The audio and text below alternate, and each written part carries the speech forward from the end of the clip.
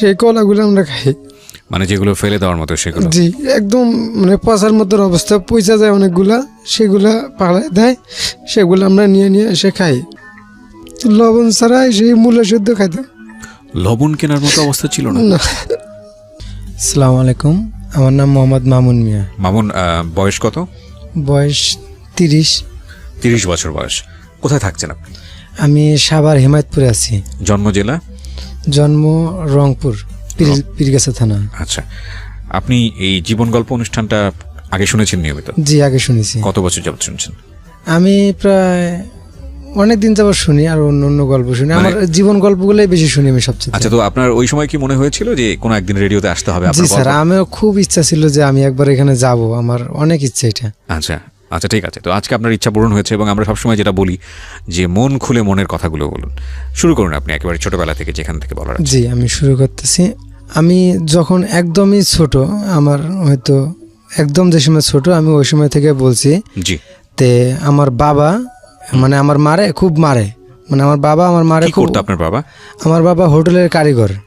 হোটেলের কারিগর বলতে মানে বাবুর্চি? যেটা না, হোটেলের সিঙ্গারা, সমুচা, পুরি, পরোটা এগুলা বানায় আর কি। ওটাও তো এক ধরনের বাবুর্চি বলা চলে। হ্যাঁ জি, ওই হোটেলের কারিগর। তে আমার বাবা আমার মারে খুব একদিন মারে। তে ওই টাইমে আমি খুবই ছোট, আমি ওই দিনকে প্রথম দেখতে পারি যে আমার বাবা আমারে মারে মারতাছে। তারপরে হয়তো ওই দিনকের মধ্যে ঝগড়াঝাটি শুরু হয়ে গেল। তারপরে আমার মা আমার নানা বাড়িতে চলে যায়। আচ্ছা। নানা বাড়িতে চলে যায়, ওখানেই থাকে, ওখানে আমিও থাকি।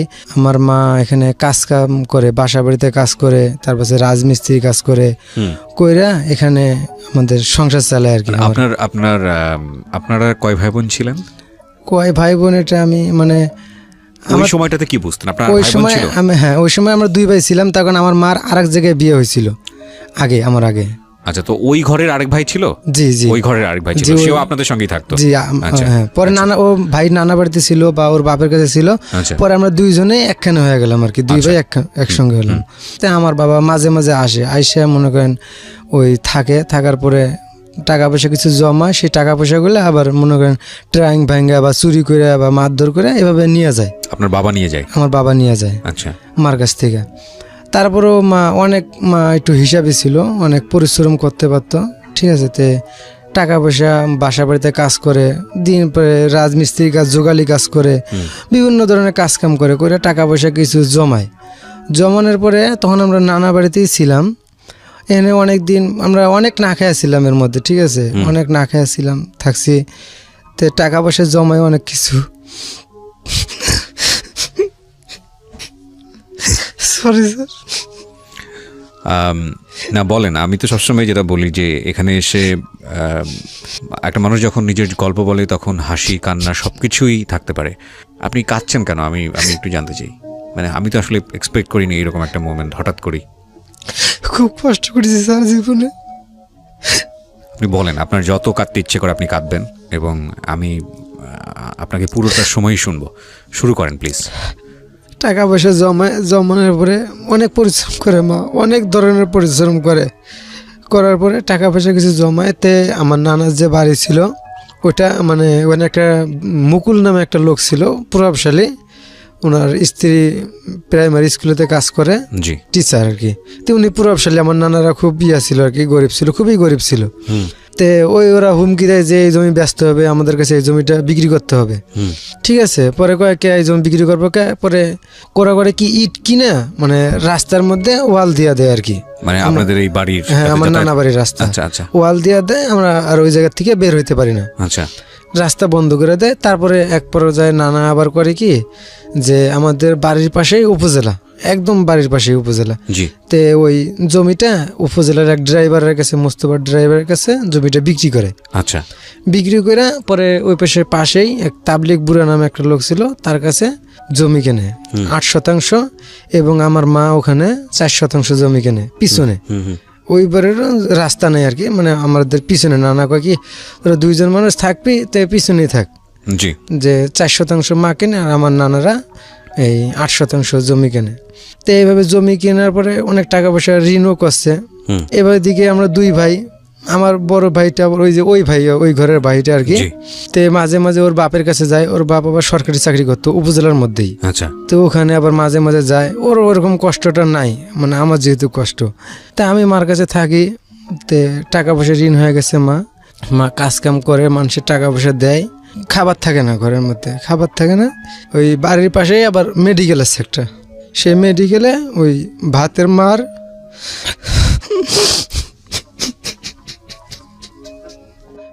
ভাত গালায়, সেই মারগুলা মা নিয়ে আসে, নিয়ে এসে ওগুলো আমরা খাই। তো এইভাবে দিন চলতে থাকে। তারপরে মেডিকেলের যে কলাগুলা দেয় সকালবেলা, সেই কলাগুলা মইজা একদম নরম হয়ে যায়, অনেক সময় এগুলো থাকে না। মূলা শুধু মূলা সিদ্ধ, লবণ নাই, লবণ ছাড়াই সেই মূলা সিদ্ধ খাইতাম। লবণ কেনার মতো অবস্থা ছিল না। না, তো এইভাবে সংসার চলতে চলতে থাকে। তারপরে মা খুব কাজ কাম করার পরে টাকা পয়সাগুলো ঋণ শোধ হয়ে যায়, হওয়ার পরে আবার কিছু টাকা মানুষের কাছে ঋণ করে একটা গরু কেনে। আচ্ছা। গরু কেনার পরে সেই গরুটা বেশ ভালোই চলতে থাকে। গরু কিছুদিন পর বাছুর হয়। জি। তে আমাদের ঘরটা ছিল চালের খেরি ঘর আর কি, আমাদের দেশে খেরের ঘর বলে, আমরা খেরি ঘর বলি। বেড়াগুলো যে ছিল সেগুলোও খেরের ছিল, এত নরম হয়েছে, উড়ি যে আছে না উড়ি, সেই উড়ি ধরে একদম পয়সা নরম হয়ে গেছে একদম, মানে ধরলেই পড়ে যাবে এই অবস্থা। পরে নানি বাড়ি তখন থাকি, নানি তখন ওই বাড়া বানতো আর কি, আমাদের দেশে বাড়া কয়, ঢেকি যে বলে, সেই ঢেকিতে ঢেকিতে ধান বানতো মানুষের। এগুলো কইরে আমার মামারাও একটু অলস টাইপের ছিল, কাজ কাম করতো না, নানার উপরেই সব চলতো। আমার 3 মামা ছিল।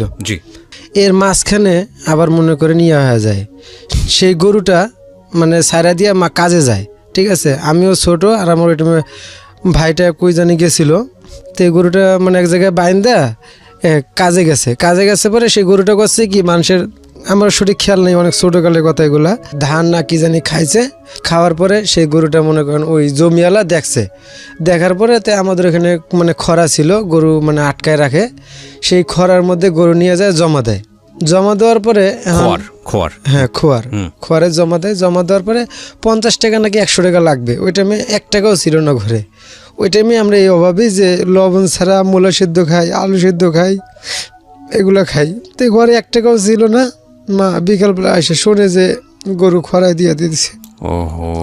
এখন টাকা পাবে কই? তে আমরা মেডিকেলে একটু যাতায়াত করতাম বেশি, মানে একদম বাড়ির কাছে মেডিকেলটা, যাতায়াত করতাম। সেখানে ওই স্যাভলন আছে না, ডিটল, এগুলো আমরা ফিরে নিয়ে আসতাম আগে। স্যাভলন, স্যালাইন, অনেক ওষুধপাতি, এগুলো মানে চেনা পরিচিত সবাই নিয়ে আসতাম। নিয়ে এসে ঘরের মধ্যে রেখে দিল। পরে গরু খোয়ারে দিব, টাকা তো আর নাই। এখন এই 50 টাকা না ক টাকা জানি লাগবে গরু আনতে গেলে। সেই ক্ষেত্রে মা স্যাভলন খায় ফেলায় পুরোটাই, 2 বোতল স্যাভলন। মানে সুইসাইড করেছে। গরু কই থেকে আনবে? ওই টাইমে টাকা কেউ ধার দিতে চায় না, অভাবী সংসার, কেউ টাকা ধার দিতে চায় না। তারপরে মারে বড় ভাই 1 বোতল পুরোটাই খায় ফেলেছে, আর 1 বোতলের বেশি অর্ধেক খাইছে। ওই টাইমে বড় ভাই আমার আইসা দেখে যে এরকম, আমি তো বুঝি না, আমার সামনেই খাইতেছে। মানে আপনি অনেক ছোট ছিলেন? আমি অনেক ছোট, অনেক ছোট। আমার ভাইয়ের সামনে একটু বোঝে। পরে ভাইয়া আইসা মার মনে করেন ওটা জোরে গালের মধ্যে থাপড় দিয়ে ওটা ফালাই দিয়েছে আর কি, মানে বোতলের মধ্যে ফালাই দিয়েছে, থাপড় দিয়েছে, ওটা তো থাপড় দিয়ে ফালাই দিয়ে শিক্ষা দিছে।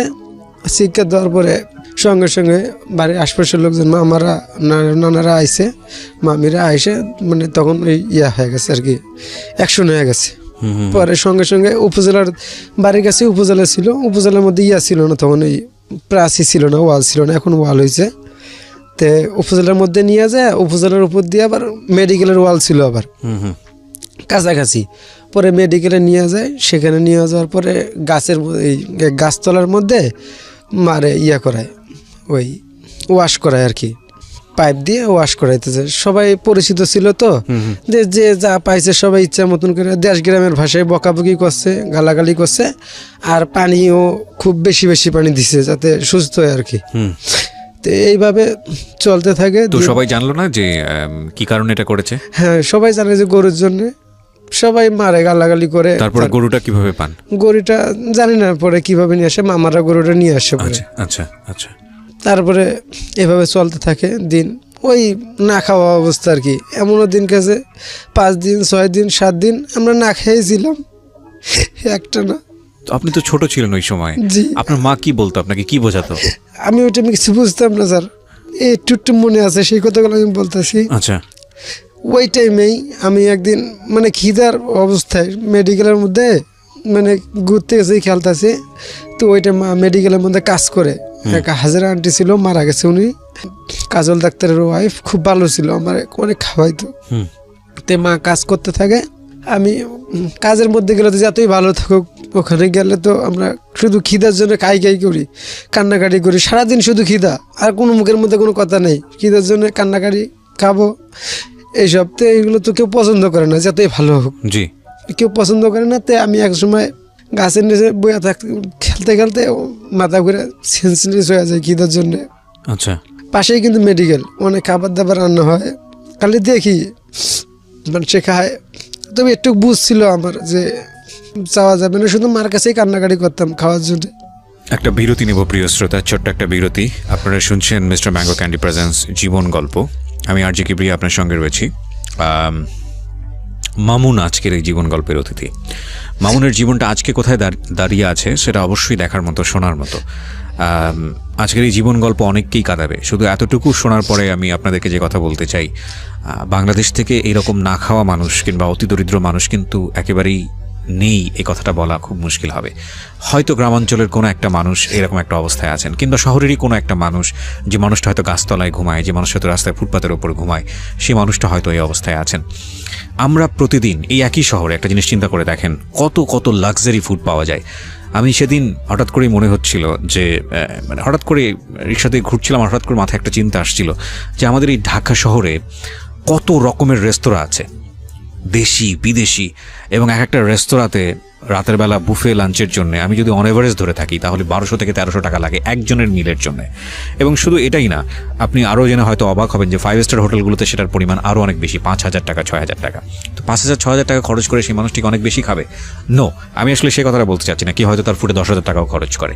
আমি আসলে যেই কথাটা নিয়ে আপনাদেরকে নক করতে চাই, আমরা প্রতিদিনের জীবনে যে পরিমাণ খাবার ওয়েস্ট করি, যে পরিমাণ খাবার ফেলে দেই, আমাদের নিজের পাতে দেওয়া খাবার থেকে যে পরিমাণ ফুডটা ওয়েস্ট করি, সেই ফুডটা যদি এই রকম গরিব দুঃখী মানুষের কাছে পৌঁছানোর ব্যবস্থা হতো, তাহলে আমার মনে হয় না যে বাংলাদেশে কেউ না খেয়ে থাকতো।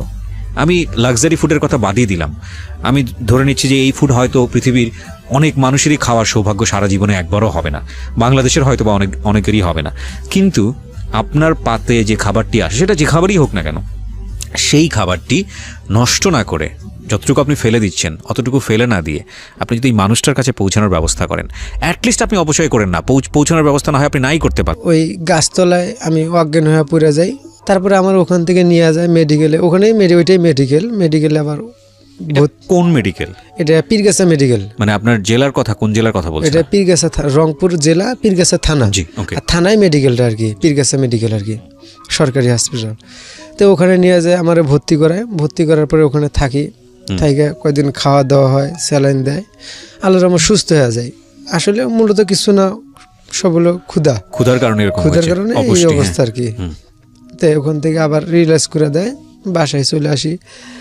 এভাবে কাজকাম করতে করতে চলতে থাকে। তারপরে আস্তে আস্তে আস্তে আস্তে ওই গরুটার জন্যে মা নিয়ে আসতো, ভাতের মার নিয়ে আসতো। সেই সময়ও আগে এমনিই নিয়ে আসতো, তখন গরুর জন্য নিয়ে আসতো, গরুর জন্য মার নিয়ে আসতো। সেই মারের মধ্যে ওই নিচে কয়েকটা ভাত থাকতো, সেগুলো খাইতাম। ওই পচা রুটি, তারপরে কলা, এভাবেই খাই। পরে মূলা, লবণ ছাড়া সিদ্ধ আলু। বাবা খোঁজ নিত না? না, বাবা আমার কোনো সময় খোঁজ নিত না। এর মধ্যে আবার বাবা মাঝে মাঝে আসতো, আসার পরে ওই যে 2-4-5 টাকা যাই জমাইতো, এগুলো সব নিয়ে চলে যেত, খোঁজ খবর রাখতো না কোনো। আচ্ছা। তে আমার মা একটু চালাক টাইপেরই ছিল। তো ওই টাইম আবার করলো কি, যে গরু আছে, তে একটা করলো, অ্যাকাউন্ট করলো ডিপিএস সোনালী ব্যাংকে 100 টাকা করে। অথচ আমরা খাইতে পারি না। তার ভবিষ্যৎ নিয়ে অনেক চিন্তা ভাবনা ছিল, আমাদেরকে নিয়ে চিন্তা ভাবনা ছিল। 100 টাকা করে ডিপিএস? জি, আমাদের জন্যই করছে এটা সেটা। আচ্ছা। ভবিষ্যৎ ডিপিএস, ওই 100 টাকা ডিপিএস করলো না, মনে করেন সংসারে আরো অশান্তি চাইপে আসলো। আচ্ছা, কেন? ওই 100 টাকা ডিপিএস করলো, মনে করেন এখন তো খাইতেই পারে না ঠিক মতন, এর মধ্যে আবার ডিপিএসের 100 টাকা দিতে হবে 30 দিনে মাস, ঠিক আছে। তো এই 100 টাকা আবার কই থেকে আসবে? বিভিন্ন রকম কাজ যেই কাজ পারতো টাকার জন্য সেই কাজেই বেশিরভাগ করতো আর কি। তাই মানুষ বিভিন্ন অপবাদ দিত গ্রামের মধ্যে, অনেক নোংরা নোংরা কথাও কইতো। মা একাই থাকে, আমার বাপে খোঁজ খবর নেয় না। নানা বাড়ির মানে একই বাড়ি, ঠিক আছে, নানারা সামন সাইডে, আমরা পিছন সাইডে, বাবা ঠিক মতন আসে না। তাই অনেক নোংরা নোংরা কথা বলে গ্রামের মানুষ, বিভিন্ন রকমের কথা বলে, ঠিক আছে। অথচ আমার মা কিন্তু পরিশ্রম করে খায়, বাসায় কাজ করে, রাজ্যকালী কাজ করে, বিভিন্ন আর অন্য অন্য যে কাজ পায় সেগুলো কাজই করে। তার মাঝখানেও গ্রামের মধ্যে মানুষ মানে বিভিন্ন রকমের কথাবার্তা বলার পরে এভাবে মানে মা অসহ্য হয়ে গেল। তারপরে গ্রামের মানুষজন এরকম বিভিন্ন রকম বাজে কথাবার্তা বলে, আমার মা তো কাজ করে খায়, তারপরে বাজে কথাবার্তা বলে, তো মার এটা সহ্য হতো না, কারোরই সহ্য হবে না এই বাজে কথাগুলা। তো এভাবে এক প্রকারে চলতে চলতে চলতে চলতে আর খাওয়া দাওয়ার কষ্ট আছেই, এটার মিস নাই, প্রতি মাসে 100 টাকা করে দিতে হইতেছে। তে কিছুদিন যাওয়ার পরে তে ওই মেডিকেলে এক বাবুর্চি ছিল, উনি রান্না বান্না করতো, সেই বাবুর্চি ওনার নাম শামসুল। তে ওনারে এক পর্যায়ে আমার মা, আমার ছোটোকালে তো মনে নেই বেশি একটা, মানে ধর্ম বাপের মতো নাকি ডাকতো আমার মায়, ঠিক আছে, ধর্ম বাপের মতো ডাকতো। তে আমরাও মনে হয় নানা নানা করে বলতাম আর কি। তে সেই পর্যায়ে আস্তে আস্তে আস্তে আস্তে মানে সম্পর্কটা অন্যদিকে চলে গেল। অন্যদিকে বলতে অন্যদিকে মানে চলে গেল কি, মানে বিয়ার আসলো এখানে আর কি, আমার মারে বিয়ে করবে আর কি, ধর্মভাব যাকে ডাকে। হ্যাঁ, আচ্ছা। যে এই পর্যায়ে মানে আমি আসলে আমার জীবন আমি বলি যে ধর্মভাব ডাকছিল কি ডাকছিল না তো আমার সঠিক খেয়াল নাই। আচ্ছা, আমি বলতাছি আর কি, তার কারণ আমি অনেক ছোট ছিলাম, আমি এরকমই ছিল কিছু। ঠিক আছে, আপনি যেটা শুনেছেন বা বুঝেছেন আমার সেটাই। ঘটনা আমি এটা আগে বলে নিই, আমার ঘটনা আমার গ্রামে বা আমার ফ্যামিলির কারো কাছে মানে শেয়ার করার মতো না। এই জীবনের প্রথম আমি এই জায়গায় শেয়ার করতেছি, মানে এত নিকৃষ্টগুলো ঘটনা, এগুলো কোনো জায়গায় আমি শেয়ার করে নেই, কারো কাছেই শেয়ার করে নেই।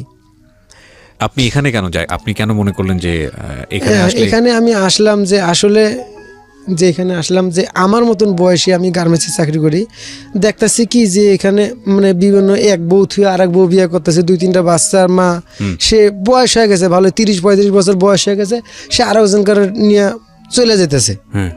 আমি এই জন্য এখানে আইছি যে আসলে আমার বয়সী যারা আছে, 30-35 বছর বয়সী যারা আছে, তারা জানি আমার মতো না, সেটা ঠিক আছে, এই ভুলটা যাতে না করে। ওইটা তো পরের গল্প, কিন্তু আমি যেটা জানতে চাচ্ছি যে আপনি কাউকেই যেটা বলতে পারেননি সেটাই রেডিওতে এসে মন খুলে বলার মতো এটা কেন মনে করলেন? এটা মনে করলাম এই জন্যই যাতে মানে আমি যে কষ্টগুলো করছি অন্যরা এই কষ্টটা না করে, আমার মতন মানে নতুন যারা ছেলে মেয়ে আছে এরা যাতে এই কষ্টটা যাতে না পায়। ঠিক আছে, এটা যদি কেউ শুনে যাতে একটু তার মাথার মধ্যে জ্ঞান বুদ্ধি যাতে ঢোকে যে এই ভুলগুলো করা যাবে না। ঠিক আছে, আমি ধারাবাহিকভাবে যাই। আচ্ছা, তো তারপরে কি হলো? তারপরে এরকম ভাবেই মনে করেন ওই সম্পর্কটা ওইভাবে মানে ধর্মভাবের মতোই মনে ছিল। তখন আপনার বয়স কত? তখন আমার বয়স, স্কুলে ভর্তি হয়নি তখন, তখন আমি এই যে মানে মাথার আগে দেশ গ্রামে তো যে স্কুলে ভর্তি হতো মাথার উপর দিয়ে কান ধরতে হইতো, তা আমি ওই টাইমে ধরতে পারতাম না, এরকম বয়স আর কি। জি, তাই আমি স্কুলেও ভর্তি হয়নি। তো এভাবে দিনকাল চলার পরে মনে করেন ওই কথাবার্তা চলতে চলতে তাই আমি একদিন উপজেলা পুকুরের মধ্যে খেলাধুলা করতেছি বিকেল টাইমে। তাই আমি গরমের দিন গোসল করতেছি, তে আমার খালা আবার মেডিকেল থেকে ওয়াল টপকায় আইসা তাই মেডিকেল থেকে গোসল করতেছি, পরে আমার ডাইকে সুন্দর মতো নিয়ে গেল মেডিকেলে। তো নিয়ে যাওয়ার পরে দেখি কি আমার মা ওইখানে করছে, ওই পুরো শরীরে হলুদ দেওয়া, ঠিক আছে, আমি এটা বুঝি না, পুরো শরীরে হলুদ দেওয়া মানে হলুদ মাখাইছে আর কি, বিয়া মানে হয়েছে আর কি, হলুদ মাখাইছে।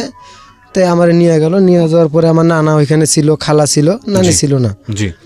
তে মারা দেখে আমি কইলাম, মা তুমি হলুদ দিছো, আমিও হলুদ দিব, ঠিক আছে, গায়ের মধ্যে। মা কইছে এটা হলুদ না, আমি কই না এটা হলুদ, তুমি হলুদ মাখছো, আমিও হলুদ মাখবো, হলুদ কই, ঠিক আছে। পরে খালারা কই চুপ করে, এটা হলুদ না। পরে ওইখানে কোয়ার্টার, উপজেলা মেডিকেলে যে কোয়ার্টারগুলো থাকে সেই কোয়ার্টারগুলোর মধ্যে নিয়ে যাওয়ার পরে আমার নানা ছিল ওখানে। পরে আমার ওই বাবুর্চির হাতে, ঠিক আছে, মানে বিয়ার মধ্যে আমার হাতের মধ্যে উঠায় দেয়, যে কাইন্দা দিয়ে নানা কয় কি কয় তুমি আমার নানির রাত্রে খেয়াল রাখো আর কি, ঠিক আছে।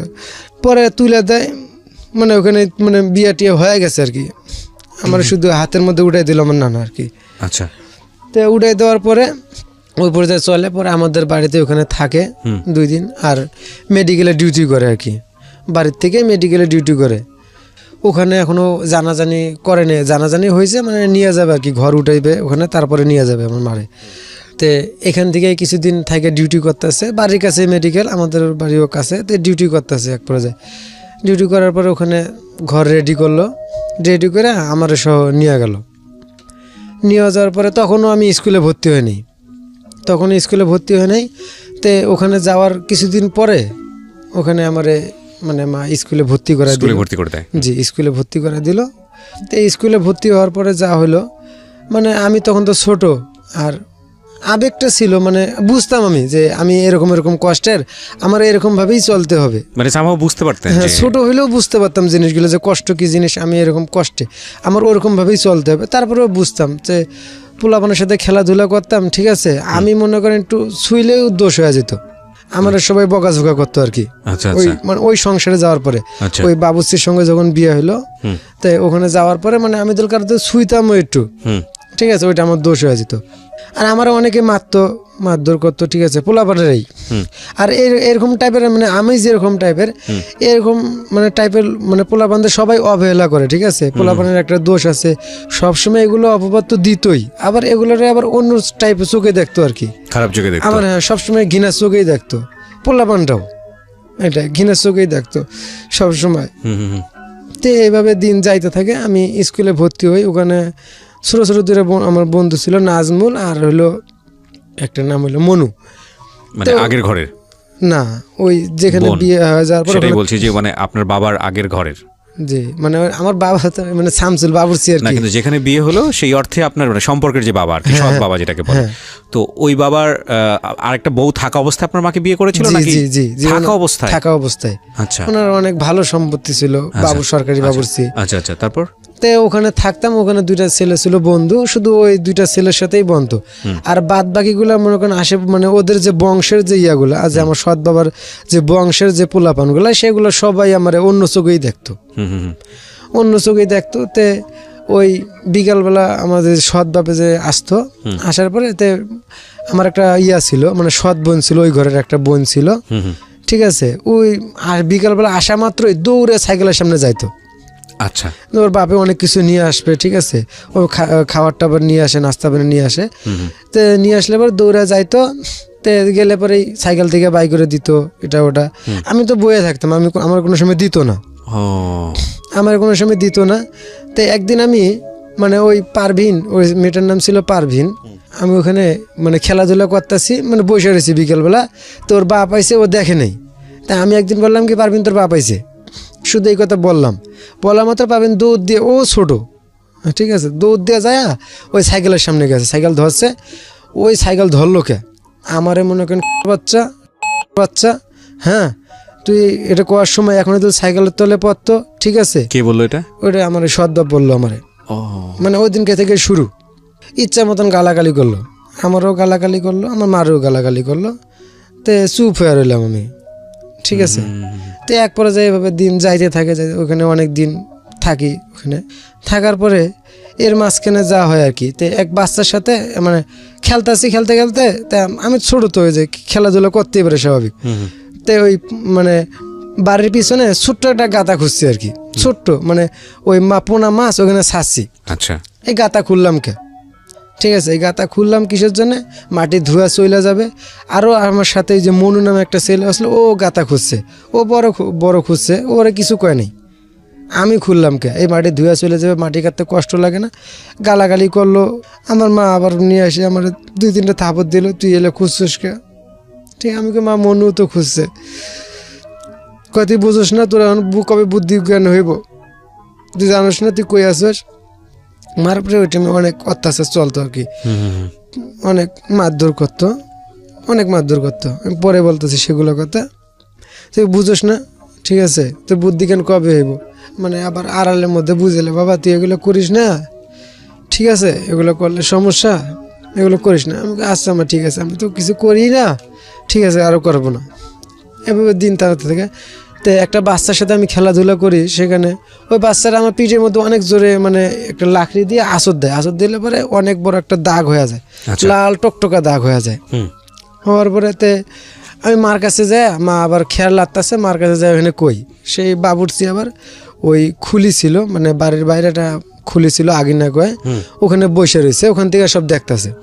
মার কাছে যাই বিচার দিতেছি, মা এরকম এরকম ব্যাপার করে, থাক ভালো হয়ে যাবে, কিছু করার দরকার নেই, ঠিক আছে। তো আমি এসে খেলতেছি, আমার ডাক দিল, সে বাবুর্চি ডাক দিল, ডাক দেওয়ার পরে আমার সৎ বাপ, আমি তারে কিছু কই না, জামাই কয়ে ডাকি, সৎ বাপ আব্বা টাব্বা বলি না। ডাক দিল, ডাক দিয়ে কয় কি, কই দেখি তোর কই মারছে। পরে পিঠে দেখাইলাম, ইস কত মারছে রে, দাগ হয়ে গেছে, ওরা মেডিকেল নিয়ে যেতে হইব, পীর কাছে মেডিকেলে ভর্তি করাতে হইব, অ্যাম্বুলেন্স কই, সে কিন্তু বয়স্ক আসলো। তারপরেও সে এরকমভাবে জিনিসগুলো বলতেছে আমাকে, ঠিক আছে। তা আমিও বলতেছে, মানে আপনার সৎ বাবা এটা বলতেছে আপনাকে? হ্যাঁ, আচ্ছা। যে ইস কত মারছে রে, ফাইটা ফুটে গেছে এই জায়গায়, এটা তো পীর কাছে মেডিকেলে ভর্তি করাতে হইব, অ্যাম্বুলেন্স কই, অ্যাম্বুলেন্স ডাক দে। মেরেছে কি আপনাকে আসলে? মেরেছে ওই প্রতিবেশী কেউ একজন? হ্যাঁ, মানে আচ্ছা। খেলাধুলা করলে যা হয় আর কি, হ্যাঁ। ঠিক আছে, ওই অবস্থায় আর কি। তা আমি মারে দেখাইতেই পারি, এটা স্বাভাবিক, প্রত্যেক তা বাচ্চা কাছেই তো মার কাছে অনেক বিচারই দেয়। তা আমিও এটা বিচার দিছি, দেওয়ার পরে উনি দেখছে, দেখার পরে আমার ডাক দিয়ে এইভাবে বলতেছে। তারপরে আমি চলে গেলাম। ওকে, যেখানে আপনি ছিলেন বলুন। তারপরে ওখানে আমি থাকি কিছুদিন পর, থাকার পরে আমার মায়ের সাথে মানে আমার নিয়ে জ্ঞানজাম লাগে শুধু। জি। আমার মা আমার নিয়ে অনেক মায়ের দর খায় ওখানে। আচ্ছা। আর মারে কি অমানসিক মারে, ঠিক আছে, আচ্ছা। অমানসিক একদম, মায়ের একদম বেহুশ বানায় ফেলে, ঠিক আছে, হুশ জ্ঞান ডাক্তার মাক্তার আইনে আবার হুশ এরকম মারে, শুধু আমারে নিয়েই ওখানে মায়ের দূর হয়, ঠিক আছে। সেই ক্ষেত্রে মা আমারে, আমি তখনও ছোট, রাস্তা স্কুলে ভর্তি হয়ে নাই, তাই আমি রাস্তাঘাট চিনি না। আমার মা যেখানে বিয়ে হয়েছে মানে আমাদের নানা বাড়ির থেকে 4 মাইল দূরে আর কি। জি। তাই আমার মা একদিন আমারে মারছে, ঠিক আছে, আমারে কোনো দিশা বিষয় না পায়, আমার কানতে কানতে আমারে কইলো কি, কয় তুই এখান থেকে চলে যা, তুই এখানে থাকলে আমার সমস্যা হয়, তোর সমস্যা হয়, তুই চলে যা এখান থেকে। যেদিকে আমি কই যাবো মা, কয় যেদিকে খুশি সেদিকে যা, চোখ যেহেতু দূর যাবে, কই দিকে আর ফেরত আসবি না। মা এটা বলতেছে? জি, কয় চোখ যেদিকে যাবে সেদিকে যাবে, এখানে আর ফেরত আসবি না। পরে মা কাপড় চোপড় গোছায়া পলিথিনের যে ব্যাগগুলো আছে সেখানে দিয়ে দিল কাপড় চোপড়।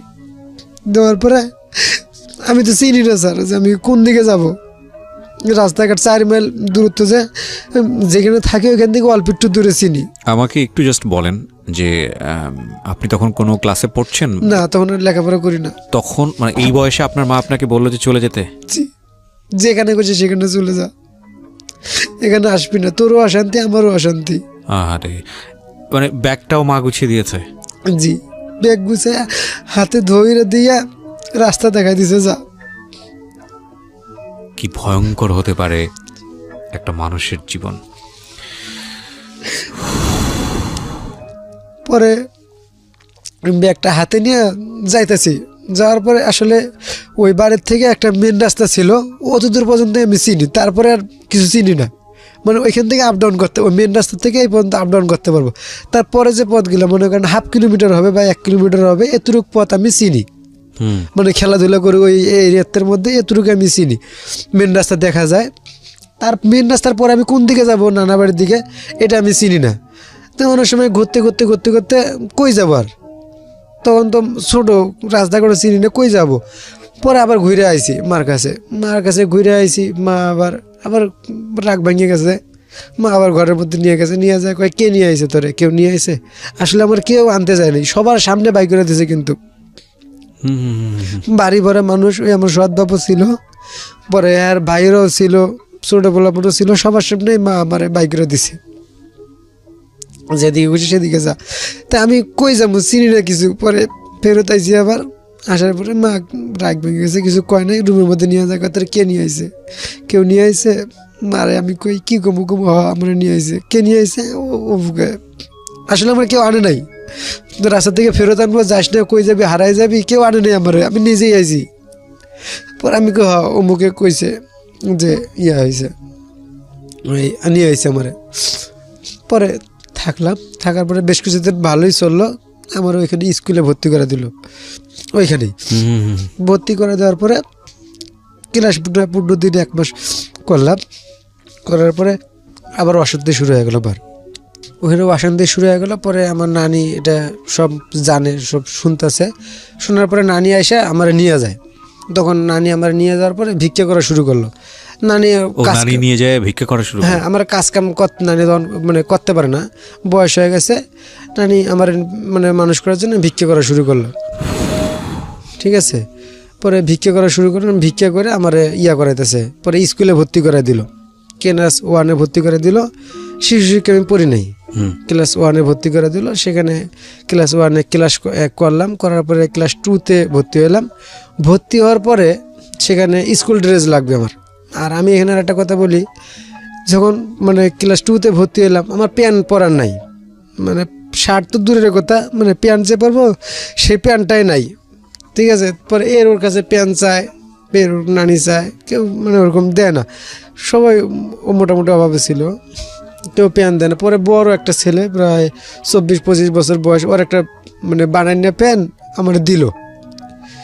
অনেক মানে কথা কওয়ার পরে দিব করে অনেকদিন ঘুরাইলো, ঘুরানোর পরে ওই প্যান্টটা দিল। এই প্যান্টটা কাইটা টেলার্সের দোকানে, মানে বাড়ির কাছে টেলার্স ছিল, মহিলা এক চালাইতো, কল্পনা আন্টি, হিন্দু, তার কাছে দিল। সে 2টা প্যান্ট বানাই দিল ওই প্যান্ট দিয়া। সেই প্যান্ট 2টা পরে স্কুল যাই, যাতায়াত করি। শার্ট ওরকম নাই, গেঞ্জিও নাই, সব চিরাবিরা। তারপরে ক্লাস 2-র মধ্যে যে সময় উঠলাম, ওই সময় একটা স্কুল থেকে তখন স্কুল ড্রেস পেশার আসলো আর কি। এর আগে ছিল না মনে হয়, মানে তখনই শুরু হলো আর কি স্কুল ড্রেসটা, আমার মনে হয় আমাদের মডেল স্কুল আর কি, মানে স্কুল ড্রেস দিতে হবে, যে স্কুল ড্রেস দিতে হবে। ওকে। তে সবাই স্কুল ড্রেস কম বেশি বানাইছে, আমার স্কুল ড্রেসও হয় না।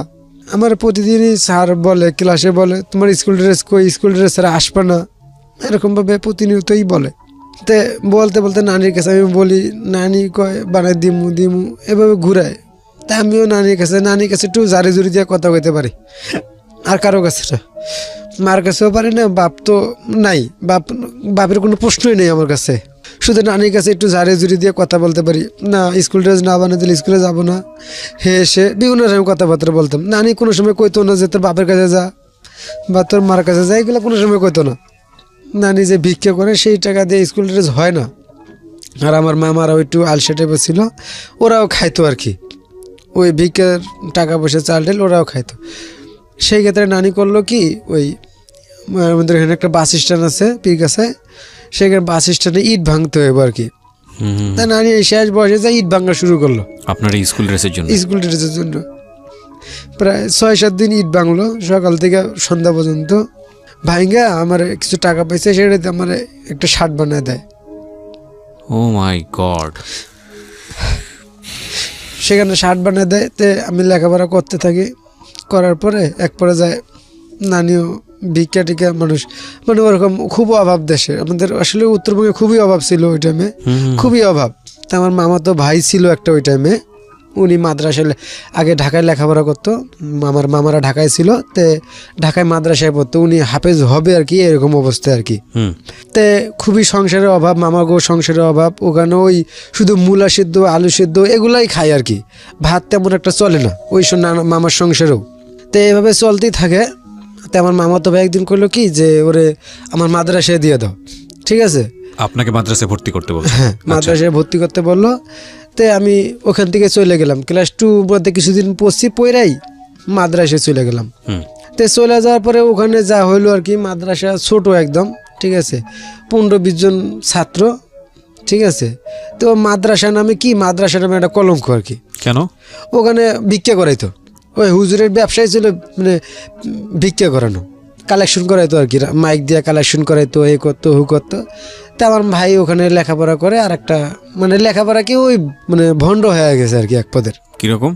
ওই ভিক্ষা মাদ্রাসায় কালেকশন করে, 7 দিনের সফরে যায়, 10 দিনের সফরে যায়, ভ্যান নিয়ে সারা রংপুরে কালেকশন করে আর কি, মাদ্রাসার নামে উঠায় হুজুরে সব খায়। আপনিও সে কাজ করা শুরু করেন? হ্যাঁ, আমার মামা তো ভাই টাকা পয়সা নেয় না, কিন্তু ওই হুজুরেই সব খায়। তো আপনি কি করলেন? আপনাকে নামাইলো ও রাস্তায়? হ্যাঁ, আমি ওই মাদ্রাসায় গেলাম, কিছুদিন লেখাপড়া করলাম। তাই আমি হুজুরে আমার সামনে টেকনিক খাড়াই। হ্যাঁ, হুজুরে টেকনিক খাড়ায় কি, আমার মামাতো ভাই তো ওই 6 দিন 7 দিনের জন্য সফরে যায়, তে ওই আমারে মাদ্রাসায় রাখতে কয়। তে তে আমার মামা আসে, মাঝে মাঝে মামা আসে, আমার ভাগ্নে আছে, পোলা আছে, মাঝে মাঝে দেখতে আসে। আসলে পরে আমার মামা তো ভাইরে কোনো সময় পায় না, আমারই পায়। তো হুজুররে আবার ওইখানে আবার যা তা করে অপমানি করে আবার আমার মামা আর কি। ঠিক আছে, মামা জিনিসটা বুঝতে পারছে, মানে যা তা করে কয়, অপমানি করে। ঠিক আছে, টেকনিক খাটায় যে আমার একজনকার রাখলেই হবে আর কি। মাঝে মাঝে আমারও পাঠায়, আবার মনে করেন কয় না ওরে দিল পার দুইজনে পাঠালে কি মন না গার্জিয়ান আসলে তখন খারাপ দেখাবে, এই জন্য আমার রেখে আমার মামাতো বাইরে পাঠায়, বেশি সুযোগ সুবিধা হইলো আর কি। তো এইভাবে দিন চলতে থাকে। পড়ালেখা তেমন একটা মানে ভালো না আর কি। সকালবেলা পরে মানে খাওয়ায় আর কি, ফ্রি খাওয়ান দাওয়ান ফ্রি। তো খাইতেছি ফিরতেছি চলতেছি, মানে দিনকাল ভালোই চলতেছে আর কি। ওই মানে খাওয়ার অভাবটা ওই জায়গায় আর নাই। ঠিক আছে, আসি কালেকশন মালেকশন যা করি, মার কাছে যাই, গেলে পরে একটু যাই, যা থাকি না বড় দিনকে চলে আসি, নানি বাড়ি যাই, নানির পাশে মাঝে মাঝে থাকি। নানি অনেক গল্প করতো আমার সাথে, ভবিষ্যৎ নিয়ে আর কতদিন লাগবে লেখাপড়া করতে। নানির তো শেষ টাইপে চলে আসে, কতদিন লাগবে। আমি বলতাম এর তো নানি শুরু কিন্তু আমার কেবল, তখন নানি এর তো আর কিছুদিন লাগবে আর কি। নানি এরকম আশ্বাস দিতাম। তারপরে এক পর্যায়ে ওখানে মাদ্রাসাটা মামাতো ভাইরা আর দুইজন করে মানে পাগড়ি দিয়ে দিল আর কি, ওদের হাফেজ হয়ে গেছে, পাগড়ি দিয়ে দিল। এরপরে আমার মামাতো ভাই তো ওইখান থেকে চলে আসলো বাড়িতে, আর তো তার ওখানে কোনো ইয়া নেই। পরে আমারে নিয়ে আসলো, নিয়ে আসার পরে এখন আমার কই কী করবে, বাড়িতে কিছুদিন থাকলাম। পরে বাড়ির পাশে একটা কমি মাদ্রাসা ছিল, ওই কমি মাদ্রাসার মধ্যে আমারে ভর্তি করালো। তো সেখানে আবার খাওয়ান দাওয়ান বাড়ির থেকে দিয়ে আসতে হবে। নানি ভিক্ষা করতো, ভাত রাঁধতো, রাঁধা তা আমার জন্য ভাত সারাদিন ভিক্ষা করতো, বাড়িতে রাঁধতো বা মামিরা রাঁধতো, এই ভাতটি আবার নানি আমার দিয়ে আইতো, ভিক্ষা চালের ভাত। হ্যাঁ, তো অনেক সময় ভাত দিয়ে আসতো, অনেক সময় কি শুধু কাঁচামরিচ, এটা ভর্তা আর অন্য কোনো তরকারি নেই, এটা দিয়ে ভাত খেতাম। আবার পানি দিয়ে রাখতাম, এটা সকালে নাস্তা খাইতাম। সবাই সকালবেলা এটার মধ্যে পানি দিয়ে রাখতেন? জি, অর্ধেক খাইতাম, অর্ধেক পানি দিয়ে রাখতাম। তো এইভাবে দিন চলতে থাকে। আর অন্য অন্য ছাত্ররা এরা ওই মাদ্রাসাটা ভালো ছিল, আল্লাহর রহমত খুবই ভালো ছিল। ওইখান থেকে অনেক শিক্ষা অর্জন করছি, যেটুকু জ্ঞান বুদ্ধি হয়েছে ওই মাদ্রাসায় হয়েছে। ওই মাদ্রাসার হুজুরগুলোও খুব ভালো ছিল। তারপরে সকালবেলা সবাই চিড়া মুড়ি নাস্তা এগুলা খায়, আমার এগুলা কোনো সময় কপালে জোটে না, আর এগুলো আমি কোনো সময় আশাও করি না। আমার মানে কোনো মতো ভাত হইলেই হয়েছে।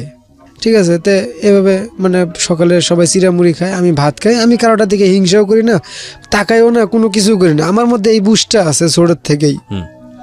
তো খাইতে খাইতে থাকি। তো নানি প্রতিদিন ভাত দেওয়া যায়। হুজুরে একটা মেয়ে টের পায়, এটা টের পাওয়ার পরে পরে হুজুর আমার কাছে, সাভারের হুজুর, এটা তার সাথে কোনো যোগাযোগ নাই, আতিক হুজুর, বাড়ি সাভার। সে ওইখানে যায় মানে শিক্ষকতা করতো আর কি। আচ্ছা, সে হুজুর টের পায় জিনিসটা, টের পাওয়ার পরে আমার ডাক দিয়ে বলে ওখানে আবার বোর্ডিং সিস্টেম হবে আর কি। ঠিক আছে, ঢাকার বড় এক মাদ্রাসার থেকে মানে অনেক টাকা পয়সা মানে ওখানে ওঠে আর কি, মানে ব্যাংকের মাধ্যমে। ওখান থেকে আর কি ওই মাদ্রাসার বড় হুজুরে ওই কমি মাদ্রাসাটা দিছে। তো ঢাকার থেকে টাকা পাঠাবে, যারা যারা মানে ভালো লেখাপড়া করে টিয়া করে, ওদের জন্য কিছু ফ্রি খাওয়ার ব্যবস্থা করবে আর কি।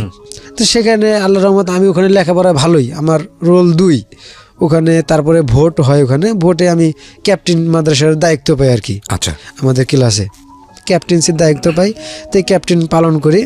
তো সেখানে একদিন সকালবেলা নাস্তায় আমার এক হাবিব নামে একটা বন্ধু ছিল।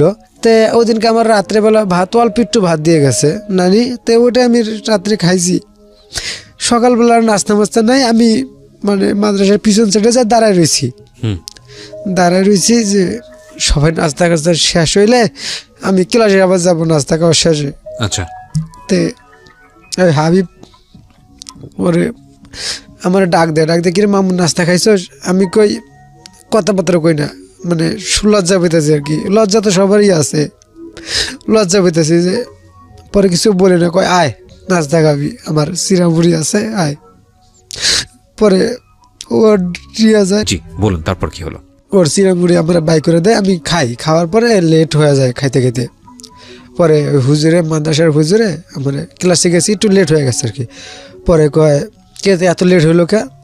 আমি কই হুজুরও জিনিসটা রহস্য করলো আর কি আমার সাথে। খুব ভালো হুজুর ছিল, খুব ভালো ছিল হুজুরটা। তো ওইটা আমি একটা রহস্য লোক আমার খুব মাইন্ডে লাগলো যে আমি কই হুজুর আমি নাস্তা খাইতে চাই না, হাবিব ব্যাপারে জোর করে নাস্তা খাওয়াইছে, কয় এখন হাবিবের দোষ হলো, হাবিবের নাস্তা খাওয়াইলো, ওইটা একটু রহস্য করলো আর কি হুজুরে। তা আমার খুব কয় ঠিক আছে তোর আর কোনোদিন কেউ নাস্তা খাওয়াইবো না, তুই হাজার না খাইয়া থাকলেও ঠিক আছে, তুই হাবিবের দোষ দিলি। তো এইভাবে হুজুরে বললো, তো বলার ভাবে এইভাবে চলতেই থাকে। পরে আমার খাওয়ার ব্যবস্থা হয়ে যায় 2 বেলা আর কি।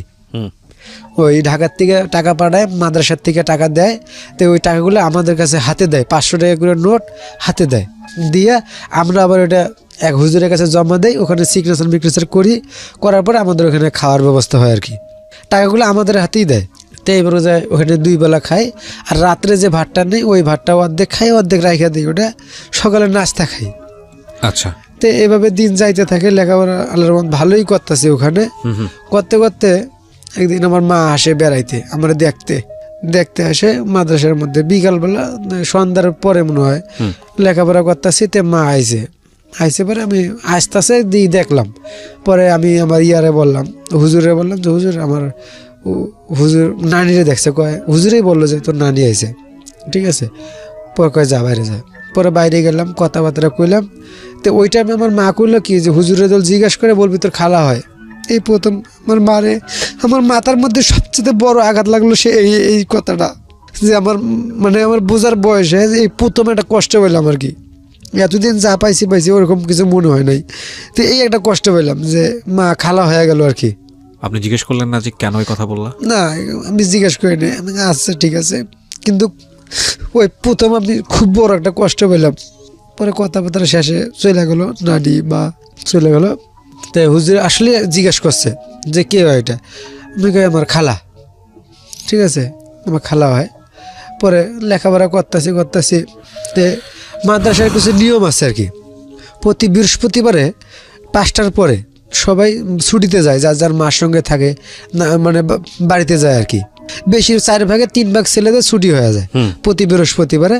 তা আমার যেহেতু বাড়ির নানা বাড়ি কাছে, তা আমার ওরকম ছুটি ছাটা লাগে না। তারপরেও মাসে একবার নেই, আমি 1 বা 2 বার এরকম নিয়ে নানির কাছে যা থাকি। আমি নানির কাছে খুব ঘুমাইতে ভালোবাসতাম।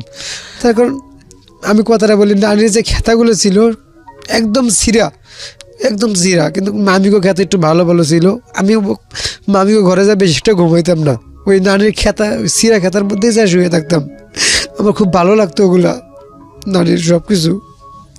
পরে মাঝে মাসে 1 বার 2 বার যাইতাম, যাওয়ার পরে নানির কাছে যা শুয়ে থাকতাম। একদিন হঠাৎ করে বিকালবেলা আমি হুজুরে বললাম বৃহস্পতিবারে যে হুজুর আমার আজকে ছুটি লাগবে, আমি বাড়ি যাব, নানির কাছে যাব। কয় না তো ছুটি হবে না। আমি কোনো দিন ছুটি না দিলে, অনেক সময় ছুটি দেয় না, অনেকেরই ছুটি হয় না, কোনো দিন কানতাম না। ওই দিনকে আমি কেমন যেন একদম পোলাপানের মতন, লেদা পোলাপানের মতন কান্নাকাটা শুরু করে দিলাম। আসরের নামাজ পর থেকে মাগরিবের নামাজ পর্যন্ত আমি খুব কানলাম ওই দিনকে। হুজুরও বিরক্ত হয়ে গেল এই কান্দন দেখা। তা আমার হুজুর বললো কি সকালবেলা কাজ কাম শেষ করে তুই চলে যাবি, আমি আর যাব না, এরকম কথাবার্তা আর কি। সরি, তার আগে একটু কথা বলি। তার কিছুদিন আগে নানির সঙ্গে গেছিলাম, যায় নানির সঙ্গে রাত্রেবেলা খাওয়া দাওয়া করে শুয়ে থাকি। তো নানি আগেরকার মানুষ তো ওরকম জানতো না, কিছু নামাজ পড়তো কিন্তু ওরকম কোনো কিছু জানতো না, ঠিক আছে। তো নানি আমার কাছে অনেক কিছু শিখতো, আমি শিখাইতাম। একদিন লা ইলাহা ইল্লাল্লাহু মুহাম্মাদুর রাসূলুল্লাহ সাল্লাল্লাহু আলাইহি সাল্লাম এটি শিখাইতাছি। তসবি কিন্তু নানি ছিল না, নানি দোয়া ইউনুস পাঠ করতো, লা ইলাহা ইল্লাল্লাহ সুবহানাকা ইন্নী কুনতু মিনাজ জালিমিন, এগুলো খতম দিত। লাখ পড়তে হয়, 2 লাখ 3 লাখ পড়লে এটা খতম হয়। নানি এগুলো করতো। সেগুলো যে কাপড়ের আসল আছে না, খেতা সিলাইতো, সেই কাপড়ের আসলটা যে আছে, ওই আসল না পায়ের যাকে বলে, সেই পায়ের মধ্যে নানি গিট্টু দিয়ে রাখতো। নানি কিন্তু মূর্খ মানুষ ছিল, যে কত হাজার হইলো এটা গিট্টু দিয়ে রাখতো। তে নানি ওই সময় আমার একটা খেতা সিলাইতো। নানি ছোট একটা আমার খেতা সিলাইতেছে, যে নানি বলল কি ওই দিনকে রাত্রে আমার নানির সাথে কথা আর কি, যে নানি বলল যে আমি মনে হয় এই খেতাটা তো সিলাই করতে পারবো না, পুরো খেতাটা মনে হয় সিলাই করতে পারবো না। আমি ওকে নানি তুমি এটা কী কও, ঠিক আছে। পরে এই খতম যে দিতেছে, আমি ওকে নানি আমার কয় যে আমার কেমন জানি লাগতেছে, আমি মনে হয় আর এই খতম মনে হয় শেষ করতে পারবো না, আমি এতদিন মনে হয় বাঁচবো না। নানি আমার এটা কেউ বলে না, শুধু আমার একমাত্র আমারই বলছে এই কথাটা। তারপরে নানিকে আমি তুমি কী কও, আবার নানি আমার কয় তোর আর কতদিন লেখাপড়া করতে লাগবে। আমি কই নানি এর তো কেবল শুরু, নানি আর কিছুদিন লাগবে আর কি। কয় আচ্ছা ঠিক আছে। পরে নানিরে এই লা ইলাহা ইল্লাল্লাহু মুহাম্মাদুর রাসূলুল্লাহ এটা পড়াইতেছি, শিখানোর পরে আমি পরের দিন চলে যাই। বিকালবেলা চলে যাওয়ার পরে তারপরে যেটা হয় আর কি, ওই মাদ্রাসায় ডিউটি করতে থাকে, তারপরে আমি এরকম বৃহস্পতিবার আমি আবার নানির কাছে আসবো আর কি। তো ছুটি দিল আপনাকে সকালবেলা? না, আমার ছুটি দেয় নাই। পরের দিন বললো যাওয়ার জন্য, হ্যাঁ ওখান থেকে, হ্যাঁ পরের দিন ছুটি দেওয়ার জন্য বললো। আমি আর ওই মাদ্রাসার কাজকাম করে পরের দিন মাদ্রাসার কাজকাম পরিষ্কার করতে হয়। আর ওই ঢিলাগুলো যেটা ব্যবহার করে, এটার জন্য ওই যে মাটি দিয়ে গোল গোল করে এটা তৈরি করতে হয় ঢিলাগুলো ব্যবহার করার জন্য। আচ্ছা, তো মাদ্রাসায় যারা থাকে এরা তৈরি করতে হয়। তাই তৈরি করলাম, তৈরি করে শরীরের মধ্যে কাদা মাদা ময়লা লাগছে। তো মাদ্রাসার পাশে একটা মানে পুকুরও আছে আর স্যালো মেশিনও আছে। আমি এখানে আরেকটা কথা বলি, মাদ্রাসাটা এরকম সিস্টেম, আমাদের বাড়ির সামনে একটা বিল আছে, বিলের পরে একটা মানে মাদ্রাসা, আর বিলের পরে হলো আমাদের নানা বাড়ি। ঠিক আছে, মাঝখানে বিল, একদম বিল, কোনো এর মধ্যে কোনো কিচ্ছুই নেই, একদম ফাঁকা বিল। তা আমাদের এই মানে সে পাশের লোক, বিলের এই পাশের লোক এই পাশে আসে, এই পাশের লোক এই পাশে যায়। তো মাদ্রাসার কাজকাম শেষ করে আমি ওই পুকুরে গোসল না করে ওই দিন কেমন জানি আমি ওই স্যালো মেশিন, আমাদের স্যালো মেশিন বলে পানি দেয় ধান খেতে, ওইখানে গোসল করার জন্য গেলাম। যাওয়ার পরে তো ওইখানে একটা মহিলা বসে রয়েছে, ওকে কিরে মামুন তুই এই জায়গায়? আমি কী হয়েছে? আমি যে মাদ্রাসায় পড়ি, আপনি জানেন না? কয় জানি তো। কয় তোর নানি না অসুস্থ, তুই কি জানোস? আমি কই না তো, আমি তো কিছু জানি না। পরে আমার বা ডাইরেক্ট হুজুরের কাছে চলে যাই, আর গোসল মোসল ঠিক মতন মানে কোনো মতন করে হুজুরের কাছে চলে যাই। হুজুর এরকম ব্যাপার, আমার নানি খুব অসুস্থ, ঠিক আছে, মানে মেডিকেলে। পরে বাড়ির যায় দেখি, নানা বাড়ির যায় দেখি সবগুলো ঘরের মধ্যে তালা মারা বড় বড়। তা আমি আবার কোনো ডাইনে আমি তাকাই নাই, আমার নানির দেখতে হবে। আমি উপজেলার পিছন দিয়ে উপজেলার উপর দিয়ে গেলাম না, মানে ওদিক দিয়ে ওয়াল টপ করতে হবে, ঝামেলা হইব, দিলাম দৌড় একটা, মানে উপজেলার সাইড দিয়ে মেডিকেলের সাইড দিয়ে একটা রাস্তা আছে, মানে রাস্তা না, ও মানে খেতে আবাদি জমি আর কি, এদিক দিয়ে একটা দৌড় দিলাম। দৌড় দিয়ে যায় পরে মেডিকেলের একটা ওয়াল টপ করলাম, মেডিকেলের উপরে উঠলাম। ওঠার পরে ওই ওয়ালের উপরে থেকে দেখি কি আমার মামি একটা আম গাছের নিচে, এখানে আমি অজ্ঞান হয়ে গেছিলাম ভাতের অভাবে, সে ওই জায়গাটার মধ্যে আমার মামি গোর পেরে পেরে কাঁদতেছে। তা আমি এগুলো কোনো কিছু মনে করে নেই, আমার ওগুলো কোনো সেন্সও নাই ওই টাইমে, আমার নানিরে দেখতে হবে। আমি ডাইরেক্ট মেডিকেলে চলে যাই, আমার তো সব চিনা মেডিকেল। পরে মহিলা ওয়ার্ডে যাই, যা দিই সরি সে দেখি নানা সিঁড়ি দিয়ে নামতাছে ওই টাইমে, নানা, হ্যাঁ চোখ গোষ্ঠাতে নামতাছে। আমার এক পলক দেখলো, দেখে আমি নানার কাছে জিজ্ঞাসা করি নাই, আমার নানা আমার দেখে মাথা নিচ করে চলে গেল। পরে মেডিকেলে গেছি, যা দেখি আমার মামির বোনের ওখানে দাঁড়ায় রয়েছে, দেখি নানির ডাকানো শরীর, দেখি আমার নানি মারা গেছে।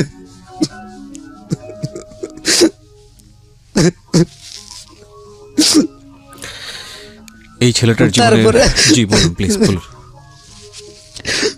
দেখি আমার নানি নাই। এই ছেলেটার জীবনে বাবা নাই, একেবারেই জিরো পজিশনটা থেকেও নাই। মা যতটুকু ছিল সেটাও পরিস্থিতির কারণে নাই। যতটুকু শৈশব আছে সেটা হচ্ছে এই নানির সাথে, এবং নানি তাকে ভিক্ষা করে পর্যন্ত খাইয়েছে। সুতরাং নানি ওর কাছে আসলে মায়ের মতো, মার থেকে অনেক বেশি ওই শৈশবে। এবং বয়স্ক মানুষ মারা যাবে, এটাই স্বাভাবিক, কিন্তু ওর জীবনে কতটুকু এটা আপনারা বুঝতে পারছেন।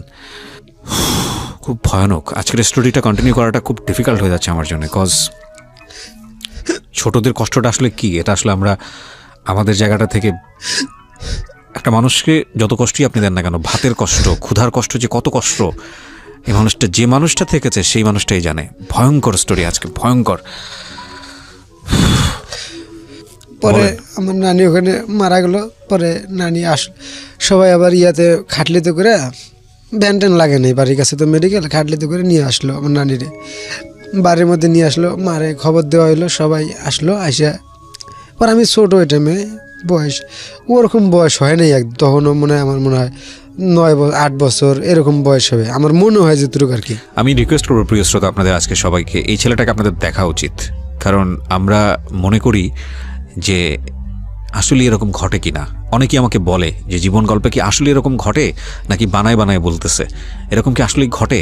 আপনাদের দেখা উচিত এই ছেলেটাকে, যে কে এই ছেলেকে দেখলে হয়তো আপনার পাড়া প্রতিবেশীর অনেককেই মনে পড়ে যাবে যে যাদের জীবনে হয়তো এরকম ঘটনা ঘটেছে। ভাতের কষ্ট যে কি জিনিস, আজকে আমরা বলি যে বাংলাদেশ উন্নত দেশের কাতারে ওঠার জন্য যাত্রা শুরু করেছে, যেটাকে বলা হয় উন্নয়নশীল দেশ। অনেক মানুষের কষ্টের এই দেশ, অনেক ত্যাগ তিতিক্ষার এই দেশ। এই যে ছোট ছোট বাচ্চারা যাদের কথা উঠে আসছে আজকে ওর জীবন গল্পে, এরকম বাচ্চারা বাংলাদেশে বিরল না। এখনো প্রত্যন্ত অঞ্চলে গেলে আপনি তাদেরকে পাবেন। এখনো ঢাকা শহরে অনেক বাচ্চা আপনার কাছে 2 টাকার জন্য হাত পাতে। তাদের মুখে হয়তো একটা স্লোগানই থাকে, 2 টাকা দেন ভাত খামু, কমন ডায়লগ। আপনি শুনতে শুনতে হয়তো খুব বিরক্ত হন, কিন্তু এই ভাত খাওয়ার ইতিহাস, ভাত না পাওয়ার ইতিহাস, এগুলো খুব করুণ। এবং এই ইতিহাসগুলো আপনার এই বড় বড় লাইব্রেরিতে মোটা মোটা বইয়ে এগুলো খুঁজে পাওয়া যায় না। খুঁজে পাওয়া যায় না বলেই হয়তো বা এই মানুষগুলো আমাদের সামনে এইভাবে আসলে দাঁড়ায় না, আমাদের ফিলটা আসলেই হয় না।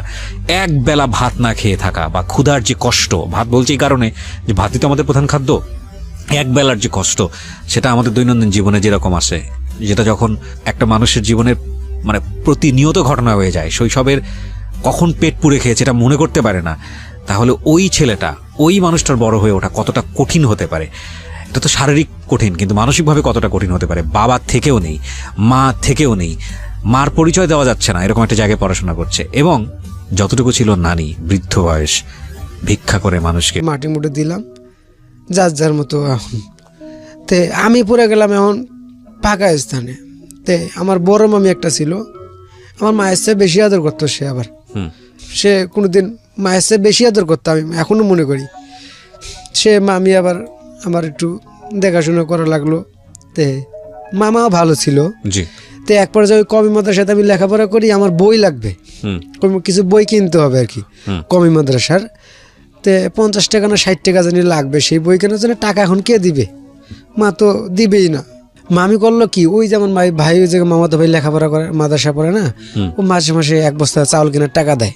ওইটা আমি একটু মোটামুটি ভালো চলতেছে। কে দিচ্ছে টাকা? আমার মামাতো ভাই। আচ্ছা। 1 বস্তা চাউল কেনার মানে টাকা দেয়, কিছু খরচাপাতি দেয়। আচ্ছা। আমার মামিদেরকে। তাই মামি আমার করলো কি, ওইখান থেকে আবার মামার জানি না দেখে 5 কেজি চাউল আবার চুরি করলো মামি। আচ্ছা। চুরি করে আমার দিল যে এটা বেশ বই কিনবি। তাই আমি ওই দোকানে নিয়ে যা দিলাম, দিয়া টাকা দিল, পরে বই কিনলাম।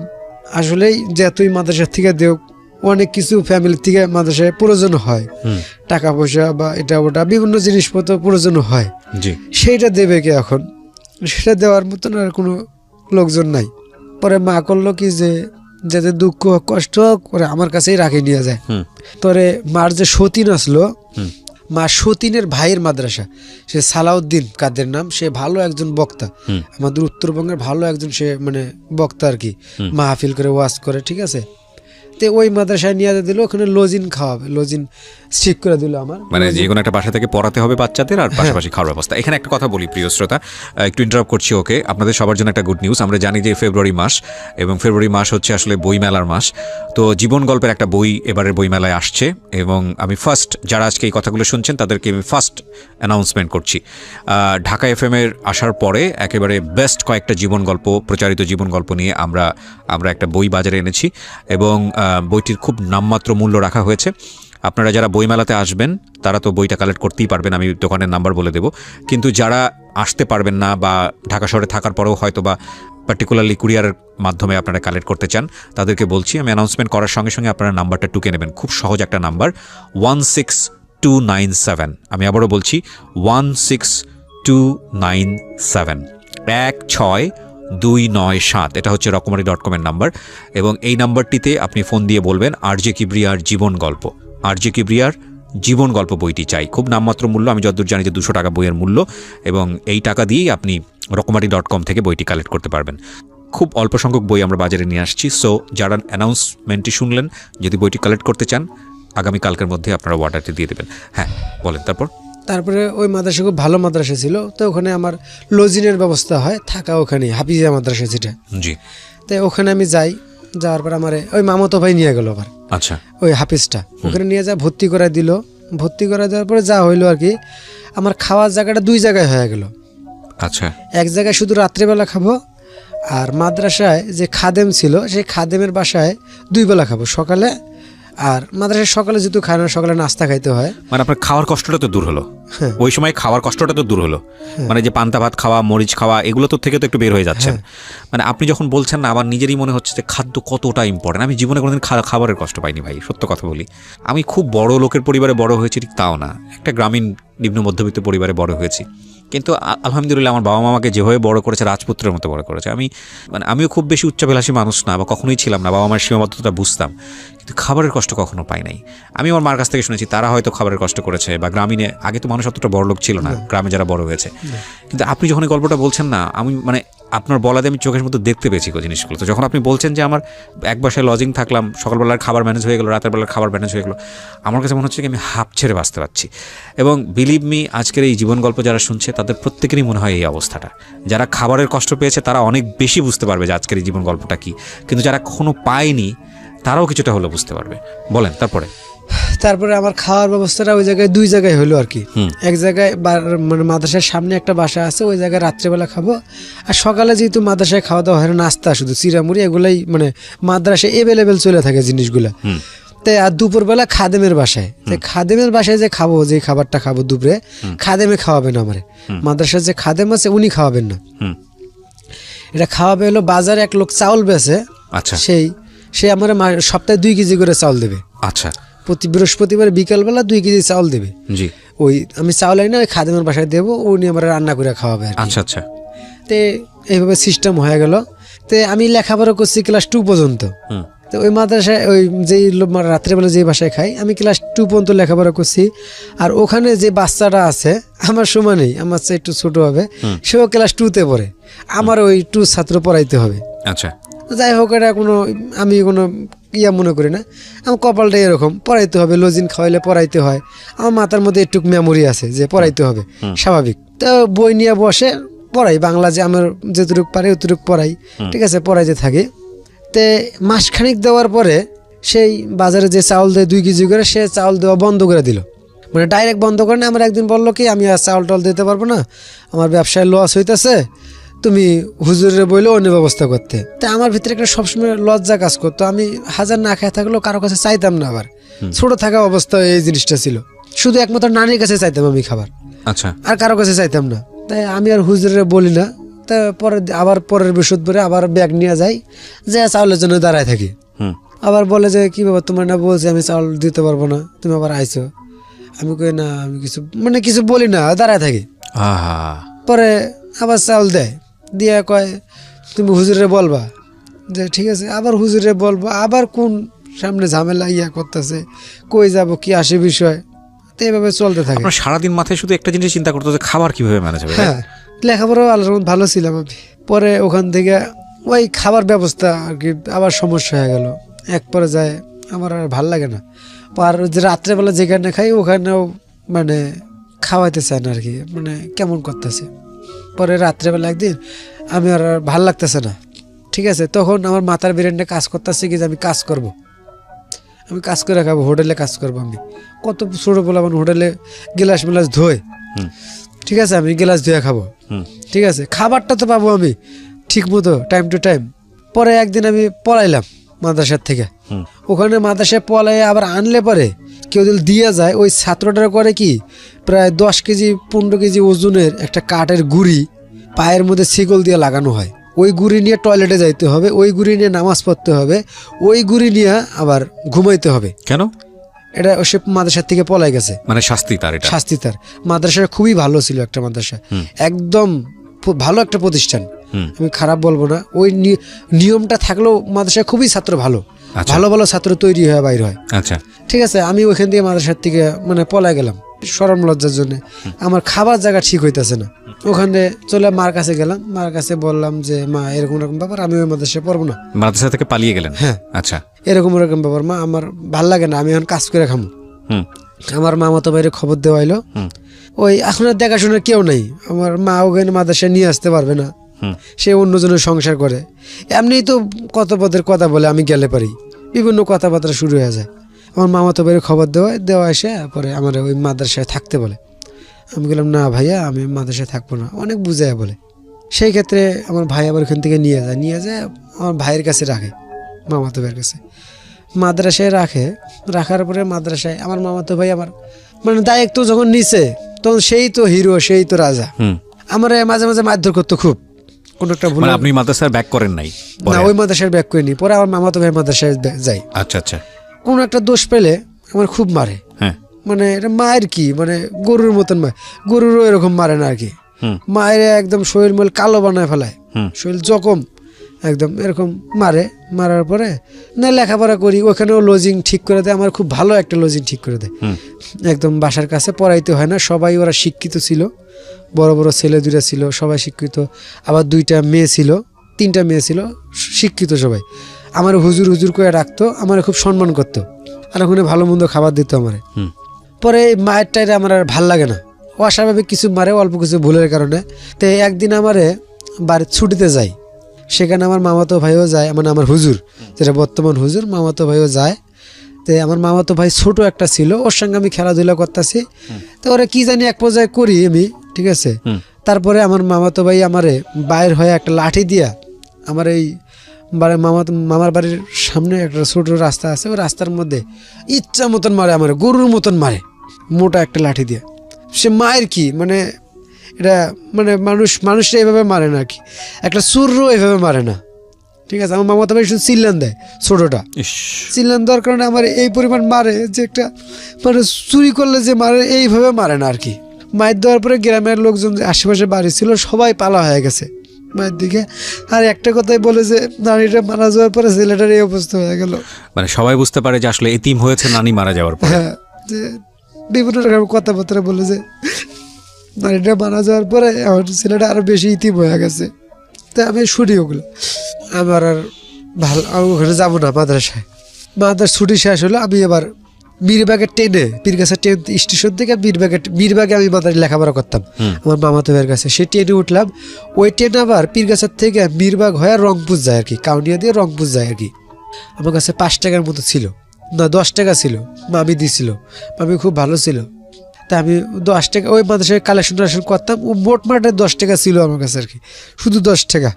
তাই আমি চিন্তা ভাবনা করি আর মাদ্রাসায় যাবো না, রংপুরে যাবো, যে রংপুরে মানুষ কত কাজ কাম করে, আমি কাজ কাম করবো, হোটেলে কাম করবো বা যেটা পারে সেটাই করবো। মাদ্রাসায় আপনি কি হাফিজি লাইনে পড়াশোনা হ্যাঁ, করতেন? হাফিজ লাইনে লেখাপড়া, 15 পাড়ার মতন মুখস্থ ছিল আমার।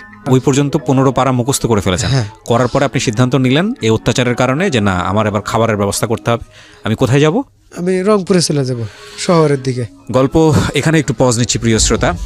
তার মানে আজকে আমাদের এই অনুষ্ঠানে জীবন গল্পে যিনি আছেন তিনি 15 পারা কোরআনের হাফেজ। আমি জানি না পরবর্তীতে উনি কন্টিনিউ করতে পেরেছেন কিনা বা উনি চর্চা করেছেন কিনা, কারণ আমি যতদূর জানি যে কোরআনের হাফেজ হলে সেটা কন্টিনিউয়াসলি চর্চার মধ্যে রাখতে হয়, নইলে ভুলে যায় একটা সময়।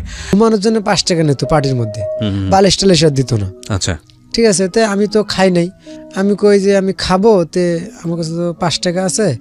তে যে পাটিয়ালা বললো কি যে তুমি এক কাজ করো, তুমি ওই হোটেলে যা বলো, 5 টাকা দিয়ে বলো যে আমার কথা বলো যে পাটিয়ালা খাওয়াইতে গেছে, তাহলে ভালো করে খাওয়াই দিবে। আচ্ছা। তে 5 টাকা যা আসলো 5 টাকাও দিয়ে দিলাম ওই পাটিয়ালারে, ওই হোটেলওয়ালারে দিয়া রাত্রেবেলা খাইলাম, খায়া শুইলাম। আমি কইলাম তখন একটু ঠান্ডা ছিল আবার, ঠিক আছে। আমি বললাম যে খেতা দিবেন না, খেতা দেবো। খেতা মেতা দিল না, রাত্রেবেলা ওই খালি পাটিতে বালিশ ছাড়াই ঘুমাইলাম প্রথম, ঠিক আছে। তো ঘুমাইলাম, সকালবেলা ঘুমোর থেকে উঠলাম, এখন আবার খাইতে হবে। আমার চিন্তা কাজকর্ম করেই খাবো আমি। তে ওই একদম স্টেশনের সামনেই একটা ডাস্টবিন ছিল, ডাস্টবিনের সাইডে মেম্বারের ভাই একটা ছোট একটা হোটেল দিছিল আর কি। আচ্ছা, ভাড়া দিত হোটেলটা। আচ্ছা। তে ছোট্ট একটা হোটেল, রুটি বানাইতো আর ভাত ব্যস্ত, রুটি ব্যস্ত আর ভাত, এটাই। তাই আমি ওখানে যা বলি যে কাজের লোক লাগবে, ও সরি, এর আগে আমি করি কি, ওই মাদ্রাসার যে পোশাক আশাকগুলো ছিল ওগুলো আমি একটা ব্যাগ পলিথিনের মধ্যে একটা বাসায় কয়া থুয়ে আসি যে আমি কয়েকদিন পরে এসে নিয়ে যাব, ঠিক আছে। মাদ্রাসার পোশাক দেখলে কেউ কাজে নেবে না, জি। তো সেই ক্ষেত্রে আমি ওই থুয়ে আসার পরে আমি বলি যে এরকম ব্যাপার, কাজের লোক লাগবে, কয় হ্যাঁ লাগবো, কী কাম পারো? আমি যা কাম দিবেন তাই পারবো, ঠিক আছে। পরে উজিরের দোকান ছিল ওইটা, ওই দোকানে উজিরে চালাইতো। পরে আমি দোকানে জয়েন করলাম, দিন 15 টাকা হাজিরা।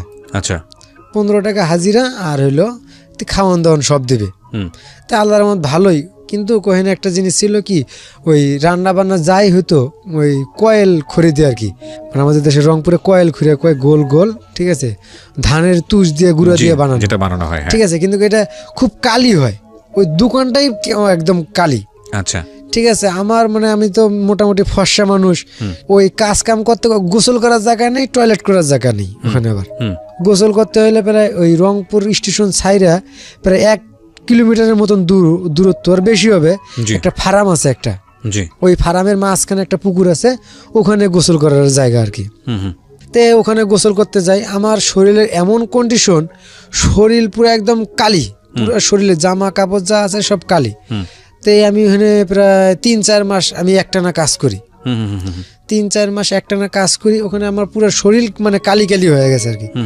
পর 3-4 মাস পরে আমার নানা কেমনে জানি খবর, আমি নিখোঁজ হারাই গেছি পুরো বাড়ির থেকে। মা তেমন তো ওখান থেকে কান্নাকাটি করে আল্লাহর কাছে দোয়া, শুনছি যে দোয়া প্রার্থনা করে আল্লাহর কাছে যে যেখানে থাকুক ভালো থাকুক জানি, এই পর্যন্তই, খোঁজাখুঁজি নাই। তো কেমনে জানি নানা খোঁজ পাইছে, আমি রংপুর স্টেশনে ওখানে আসি, ঠিক আছে। পরে নানা একদিন আসে, আইসা আমি ওই টাইমে করি কি, ওই মানে হোটেলটা যে জায়গায় দেওয়া ওই জায়গায় মানে বৃষ্টি বাদল একটু হয়তো তখন মানে পানিগুলা সরাই দিতেছি হোটেলের সামন থেকে ঝাড়ু দিয়ে। আর আমার শরীরের এমনই একটা কন্ডিশন, মানে পুরা কালি শরীরটা, আমি ওই অবস্থায় চলাফেরা করি, ওই অবস্থায় খাবার দাবার দেই, ওই অবস্থায় কাজকাম করি। মানে আমার যে আগে যে চেহারা ছিল, আমার নানার মতন নানার সামনে দাঁড়ানোর সাহস আমার হইল না।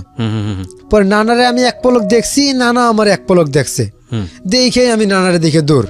পরে নানা অনেক ওখানে জিজ্ঞাসাকাশ করলো, কইরা নানা আবার প্রায় 18 কিলোমিটার কি 19 কিলোমিটার হবে এই পীরগাছা থেকে রংপুর নানা হাইটে আইছে। নানার কাছেও কোনো টাকা ছিল না, তাই আমারও এখানে আবার বিবেকে মানে আমি ওখানে ইয়া ছিল না যে আমি কিছু টাকা দিয়ে দেবো বা ইয়া করব, ঠিক আছে। আমার এসব কোনো ছিল না, আমি মানে ভয়ে একটা অস্থির যে আমি ছিলাম কি আর হয়েছি কি। পরে নানা অনেকক্ষণ থাইকা আবার নানা চলে যায়, চলে যাওয়ার পরে আমি ওখানেই কাজকর্ম করি। আর আমি তখন দিন ডিউটি করতাম, রাত্রে একজনই থাকতো হোটেলের মধ্যে, আগে দিনে 3-4 ম্যানেজার মানে হোটেলের মালিক থাকতো, হোটেলের উজির ভাইয়ের মা থাকতো, বাপ থাকতো, রান্না বান্না করতো হোটেলে। রাত্রেবেলা একজনই যথেষ্ট, খাবার দাবার দিত, রুটি বানাতে একজনই যথেষ্ট। তো আমি নতুন তো, দিনের বেলায় আমি কাজ করতাম। তো ওই ডাস্টবিনের উপরে, ঠিক আমি ভালো করে দর্শক বুঝানো দেওয়া উচিত, ডাস্টবিনের উপরে একদম ময়লার উপরে ছোট্ট একটা টিনের একটা ঘর ছিল, মানে দোকান ছিল একদম ছোট্ট। রংপুর শহরের কথা বলছেন? হ্যাঁ, রংপুর শহরের কথা। আচ্ছা, একদম ডাস্টবিনের উপরে, একদম যেখানে ময়লা সয়লা ফেলায়, ওখানে আমি রাত্রেবেলা ঘুমাইতাম। পিঁকড়া আকড়া উঠতো, ঠিক আছে, মানে অনেক পোকামাকড় উঠতো। তো লাস্টে একদিন কি হলো, মানে আমি মানে হোটেলের কিছু কাজকর্ম শিখে গেলাম। বোমা নামে একটা পোলা ছিল, ও রাত্রে কাজ করতো, ওরে মাঝে মাঝে এখন আমি শিখে গেছি, দিয়ে আমি বিশ্বাসী হয়ে গেছি মোটামুটি। আমি ওরকম ধরনের খারাপ ধরনের ছেলে না, ওরা বিশ্বাস পায় গেছে।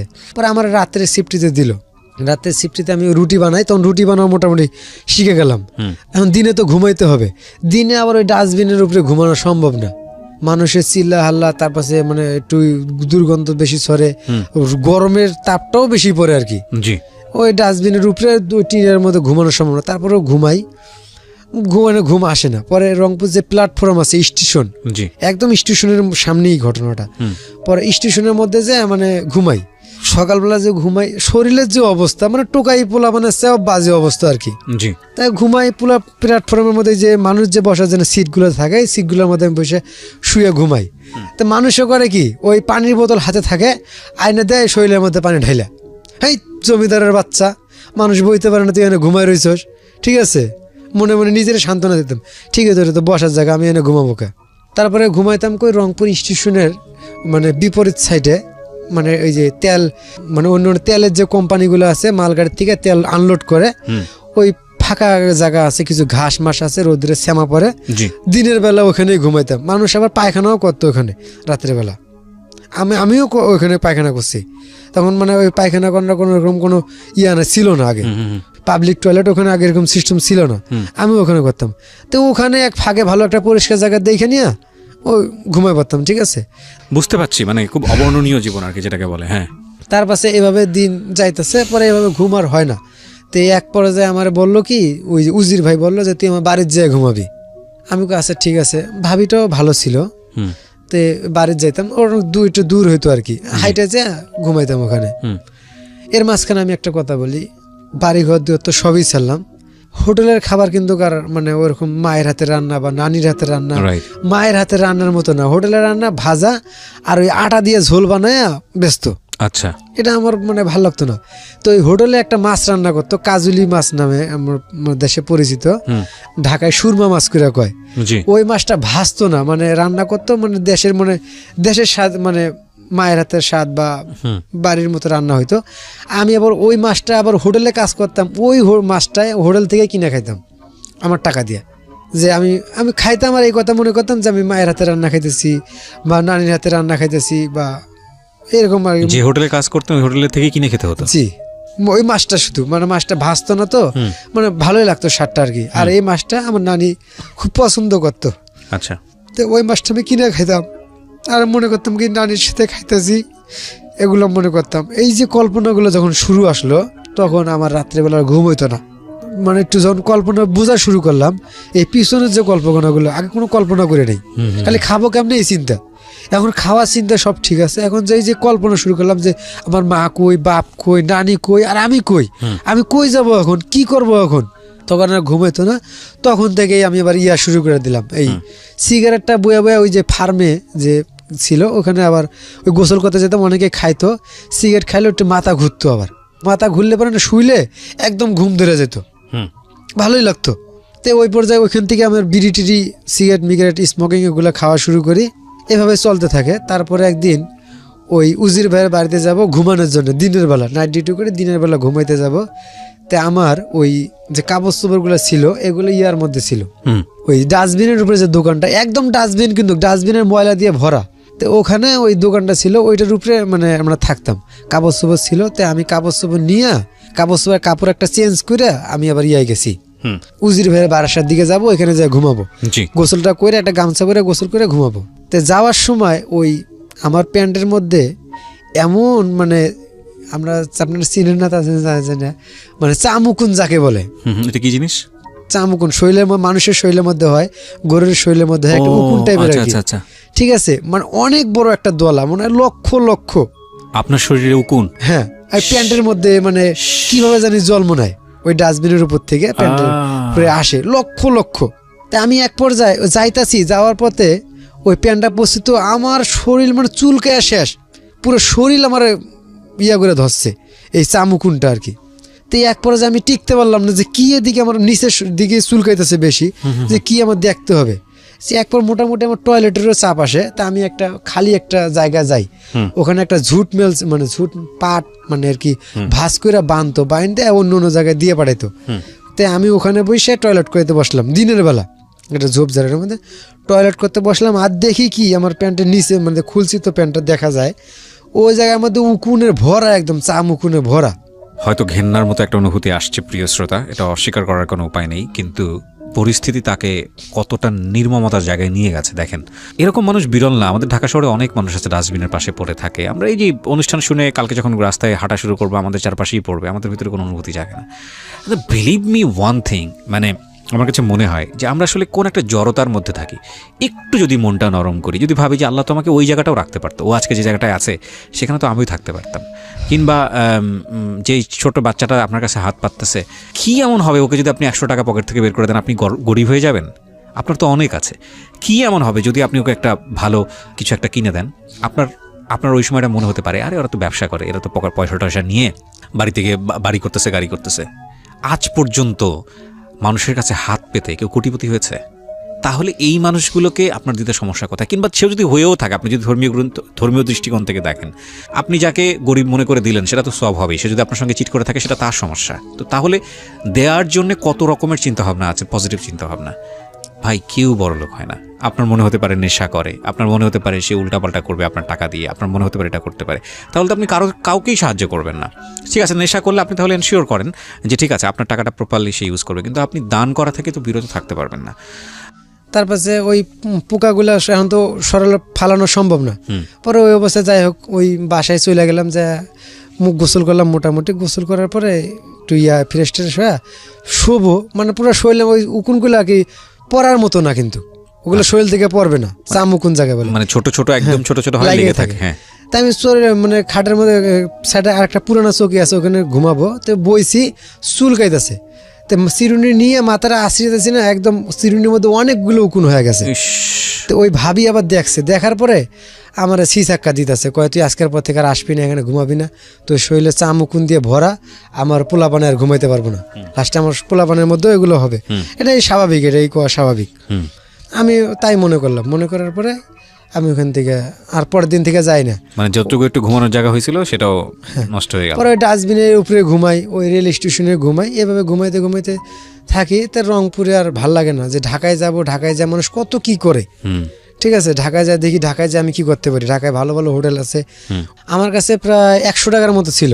আচ্ছা, টাকা পয়সা রাখতে পারতাম না, টাকা পয়সা কাজ করতাম না, মানে ছোট ছিলাম তো ওই টাইমেও, বয়স একদমই অল্প ছিল।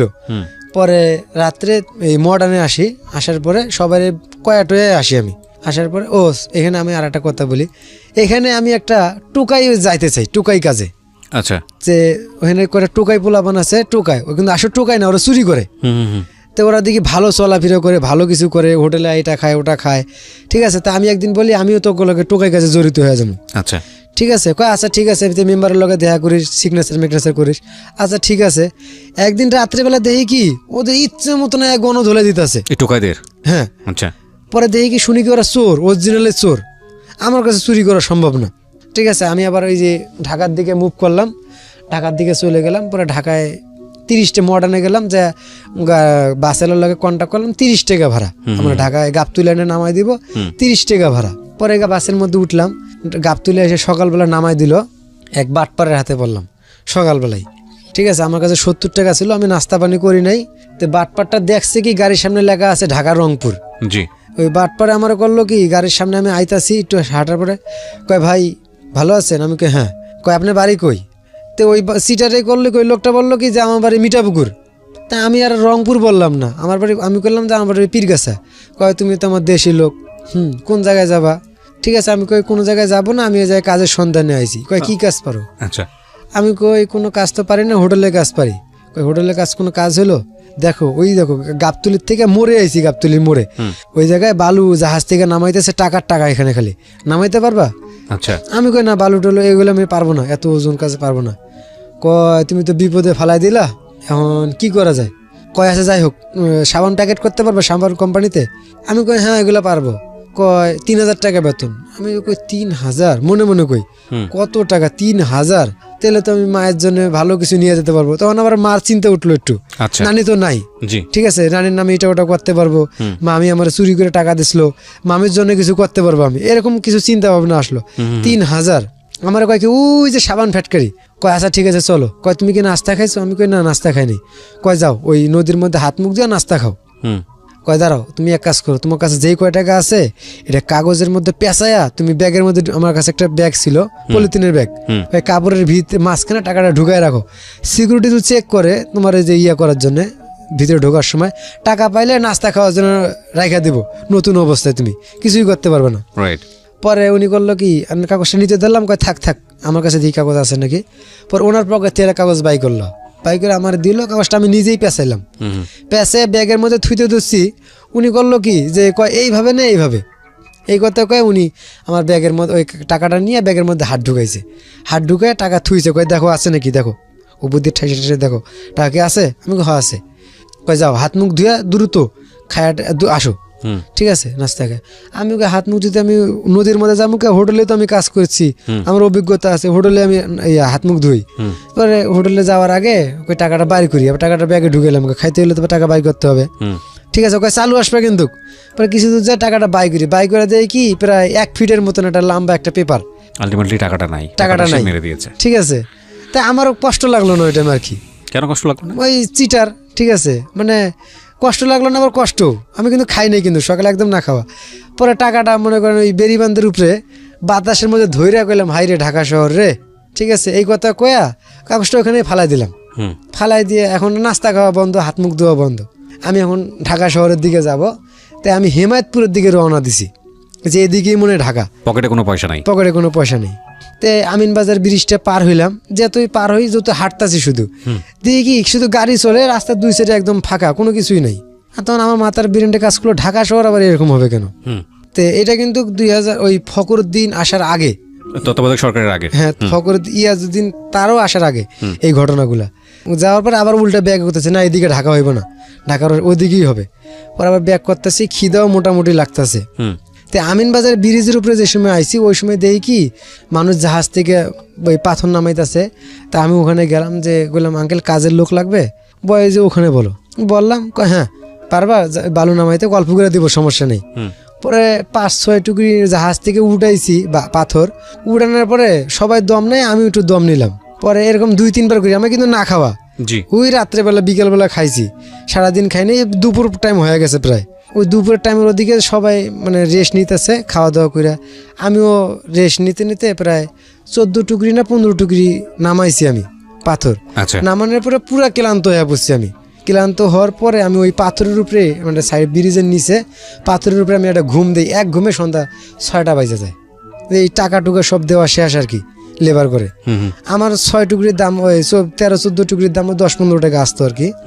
পরে আমি টাকা টুকা নিতে পারি না এই ঘুমের কারণে। পরে ওইভাবেই আবার জুতা এক জোড়া ছিল ওই জাহাজের মধ্যে ছিল, জাহাজের ভিতরে, ওটা জাহাজটা আটকায় ফেলে, জুতা মুতা নেওয়া হয় না। আমরা এখানে একটা বিরতি নিতে চাই প্রিয় শ্রোতা। আমরা জানি যে 2 ঘন্টা ধরে আপনারা ওর জীবন গল্পের কষ্ট শুনতে শুনতে অনেকেই হাঁপিয়ে উঠেছেন, কিন্তু এটা ঠিক মাত্র 2 ঘন্টা।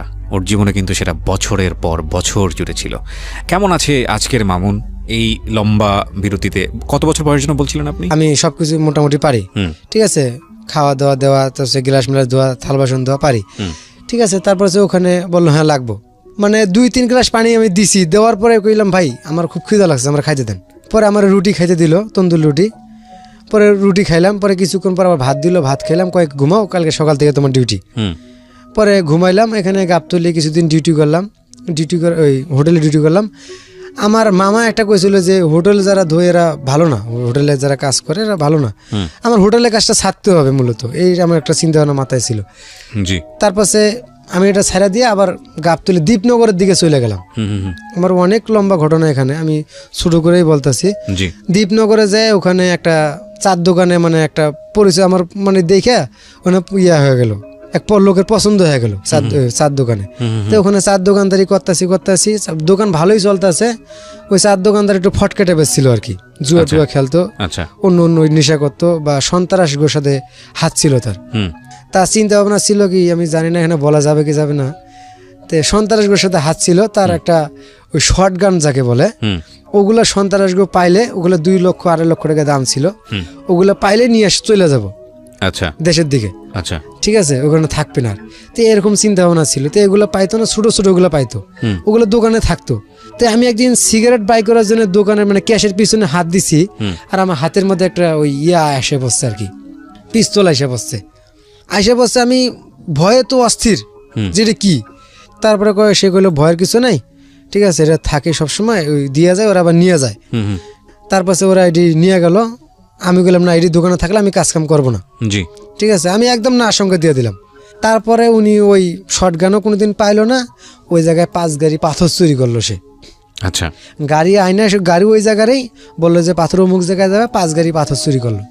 সে পাথর নিয়ে টাকা পয়সা নিয়ে সব পলাই গেল। সে পলাই যাওয়ার পরে সে ওইখানে, আমি দোকান আবার নিঃস্ব হয়ে গেলাম। পরে ওইখানে আবার লেবারি কাজ করতাম, তখন আমি মোটামুটি বয়স হয়ে গেছি, শক্তি মুক্তি হয়েছে। তারপরে আমি ওখানে কাজ কাম করতে থেকে আমি বন্ধুদের পরিচয় হয়ে গার্মেন্টসে এক পর্যায়ে চাকরি করি। গার্মেন্টসে কাজ করতে করতে করতে করতে মোহাম্মদপুরে একটা গার্মেন্টসে চাকরি করি, এই একিএস গ্রুপ, ঠিক আছে। আমার ওই টাইমে একটা কথা বলি, আমার শরীরের ওজন ছিল, আমার বয়স ছিল প্রায় 22-23 বছর বয়স ছিল, আর আমার শরীরের ওজন ছিল 39 কেজি ওই সময়। আমার বুকের হাড্ডি সব দেখা যেত। তো একিএস গ্রুপ ওইটা, ঠিক আছে, ওইখানে গার্মেন্টস ভাড়া ছিল, ওই গার্মেন্টসটা ভাঙ্গায় হিমায়তপুরে নিয়ে যাবে, নিজের ফ্যাক্টরি করছে। তো যেহেতু ভাঙি করবে, লোকজনের কিছু শর্ট পড়বে, অনেক লোকজন যাবে, অনেকজন যাবে না, সেই ক্ষেত্রে আমার ওখানে চাকরি নিলাম। নেওয়ার পরে তো আমার চেহারা দিকে জিএম স্যার আমার নিতে চায় না, মানে এত শুকনা আমার নিতে চায় না। যেহেতু লোকজনের প্রয়োজন আছে, অনেক লোকজন ব্যাপার সেবার, আমার নিয়ে নিল, অনেক কথাবার্তা জিজ্ঞেস করে আমার নিয়ে নিল। আমি ওখানে জয়েন করলাম। জয়েন করার পরে ওখানে থাকি, চাকরি বাকরি করতেছি, ভালোই চলতেছি। আমার ওইখানে একটা বন্ধু মানে বড় ভাইয়ের লোকের পরিচয় হয়, মিজান। আমার সমাজ কি জিনিস, আমার মানুষ কি জিনিস, আমার এগুলো শিখাইলো। এর আগ পর্যন্ত আপনি তেমন একটা আইডিয়াও পান না। ফ্যামিলি কি জিনিস, মানে কিভাবে মানুষের লোকের চলাফেরা করতে হয়, কিভাবে কি করতে হয়, আমি কিছুই জানি না। আমি এমন একটা জগতে ছিলাম। অনেক কজন ছিল ওই জায়গায়, মামা ভাগ্নে, ঠিক আছে। তে আমার তো বললাম যে এই মানে একেএস গ্রুপে ঢোকার আগে আমার ওজন ছিল 39 কেজি। তো ওরা আবার শরীরে যত্ন করতো, আমি আবার শরীরের যত্ন মতো কোনো সময় করতাম না, আর ওই টাইমে কোনো কিছু বলতে বুঝতাম না। তো ওদের সঙ্গে যখন ম্যাচে থাকা শুরু করলাম, তো ওরা শরীরের যত্ন করে, ভিটামিন খায়, ক্যালসিয়ামের ট্যাবলেট খায়, পরে বিভিন্ন রকমের ভালো ভালো খাবার খায়। তখন আমি ওদের সঙ্গে থেকে আস্তে আস্তে খাওয়া শুরু করলাম। আর সেই বড় ভাইটা হলো মিজান ভাই। তাই খাওয়া শুরু করলাম, আল্লাহর রহমতে আস্তে আস্তে মনে করেন আমার শরীর ফেরা শুরু হলো। আর ভালো টাকা বেতন পাইতেছি, তখন প্রায় 5-6 হাজার টাকা করে বেতন মাসে পাইতেছি, 6,000-7,000 এরকম বেতন পাইতেছি, ভালো চলতেছি, ভালো পোশাক আশাক। তখন আবার অ্যান্ড্রয়েড ফোন বাড়াইলো, তখন আমি অ্যান্ড্রয়েড ফোনও কিনলাম একটা। আচ্ছা, ঠিক আছে, তখন নিজের খুব ভালোই লাগে। তখন মানে এদিক সেদিক থেকে 2-1টা প্রেমের অফার পাই, আবার দেই, মানে প্রেমের দিকে আস্তে আস্তে মনে করেন চলে গেলাম। তখন একটা মেয়ে আমার খুব পছন্দ হয়, মানে মেয়েটা পছন্দ হয়, আসলে ওরা আমার পছন্দ হয়। ও মানে চোখে দেখি, শুধু কথাবার্তা বলি না, মানে একই জায়গায় কাজ করতেন? হ্যাঁ, একই জায়গায় কাজ করি। ও 3 তলায় করে, আমি 4 তলায় করি। এক পর্যায়ে শুধু সিঁড়ির মধ্যে দেখা, ওর মানে লাঞ্চের সময় ছেলেদের সিঁড়ি দিয়ে উঠতো, তাই আমি নামতাম। তা আমি একটু পরেই নামতাম, আর ও একটু পরেই উঠতো, শুধু চোখে চোখ পড়ার জন্য। আচ্ছা, এক কথা দুই কথায় ভালো আমি ওই টাইমে মানে মডেলিং, কাপড় চোপড় দিয়ে মানে ভালো ফ্যাশন শুরু করে দিলাম আর কি। আর ও আমার পছন্দ করা শুরু করলো। আচ্ছা, এক পর্যায়ে ওর জন্য ছুটি হয়, ও একটু পরে বাইর হয়, আমি খুব দ্রুত বাইর হই। বাইর হয়ে মনে করেন বাসায় যেয়ে ফ্রেশ ট্রেশ হয়ে লুঙ্গি পরি, সাদা গেঞ্জি গায়ে দেই, মাথায় গামছা বাঁধে, বড় ফোন নিয়ে রাস্তার মধ্যে দাঁড়ায় মোবাইল টিভি, শুধু ওর জন্যই। এক পর্যায়ে ও শুধু মুচকি হাসিটুকু দেয়, এইটুকুই। এক পর্যায়ে মনে করেন ওই রাস্তার মধ্যে একদিন নাম্বার নেওয়া হয়। নাম্বার নেওয়ার পরে ও নিজে থেকেই নাম্বার দেয়। পরে কথাবার্তা বলতে বলতে মানে খুব দ্রুত আর কি মানে প্রেম হয়ে যায়। কি নাম ছিল মেয়েটার? মেয়েটার নাম ছিল সাথী। সাথী, ওকে। আর ওর দেশের বাড়ি খুলনা, বাগেরহাট। আচ্ছা, ওকে সবকিছু জানতো আপনার লাভ হওয়ার আগে? আপনার কি অবস্থা, কোথা থেকে? না, এগুলো কিছুই জানতো না। আচ্ছা। আর এগুলো আমি বলার সুযোগটাও পাই নাই, এর মধ্যেই বিয়ে হয়ে যায়। বিয়েটা খুব দ্রুত হয়ে যায় আসলে। মানে ওরা দেখছে আমার শরীরের খুব ভালো, মনে হচ্ছে বংশ বড় তাও খুব ভালো, এগুলো জানতো না কিছু। এর আগে আমি একটা কথা বলি, যে তার আগে রোজার ঈদ ছিল, মানে কোরবানি ঈদে আমি বিয়ে করছি। আমি এখন বিয়ের দিকেই যাব, যে কোরবানিতে বিয়ে করছি, আর রোজার ঈদে আমি আমার দেশের বাড়িতে গেছিলাম অনেক দিন পর, প্রায় 5-6 বছর মতন, তার বেশি হবো। এতদিন পর আমি দেশের বাড়িতে গেছিলাম। যাই, যেহেতু বড় হয়েছি, এখন ফোনের যুগ, আমার বাপের নাম দেখা করলাম, তার নাম্বারটা নিলাম আমি। নেওয়ার পরে ঢাকায় চলে আসলাম। বাড়িতে থাকার আমার কোনো পজিশন নেই, কোনো জায়গায় কোনো দাঁড়াবো যে এরকম মনে পজিশন নেই। মানে এক কথা আমার কোনো দেশের বাড়ি নাই। আমি মানে এখন যাকে বলে রোহিঙ্গা আর কি, এরকম সিস্টেম আর কি। আচ্ছা, তো নাম্বারটা নিয়ে ঢাকায় আসার পরে এটা হলো রোজার ঈদের ঘটনা। কোরবানি ঈদে পরে এক পর্যায়ে আমি আবার আমার তো দেশের বাড়ি নেই, আমি কোন ঈদেতে দেশে যাই না। আমার দেশের বাড়ি থাকলে তো আমি যাব, আমি ঢাকায় থাকি। তো এক পর্যায়ে ওর সাথে প্রেম হয়ে যায়, তে ও দেশে চলে যায়। আমি ও দেশ যাওয়ার সময় আমি হেল্প করি, গাড়ির মধ্যে উঠাই দেই, আছে ফুল টুল কিছু খাবার কিনা দেই, ঠিক আছে, গাড়িতে উঠানো যাওয়ার জন্য। ও ঢাকায় থাকে, ওর ফুপুর কাছে থাকতো, ওর মা বাপ দেশে থাকতো। তো উঠাই দেওয়ার পরে আমি ওর সঙ্গে ফোনে কথা কই, ভালো ফোনে কথা কই, ওর আমি ভালো পটাই ফেলছি আর কি। এক পর্যায়ে ওরা পাগল বানাই ফেলাইছি, মানে আমার কথা দিয়ে আর কি। কথা বলতে বলতে ওর মা একদিন শুনতে পারে। আচ্ছা, ঠিক আছে, ওর মার সঙ্গে বাজারে যেতেছে ভ্যানে করে।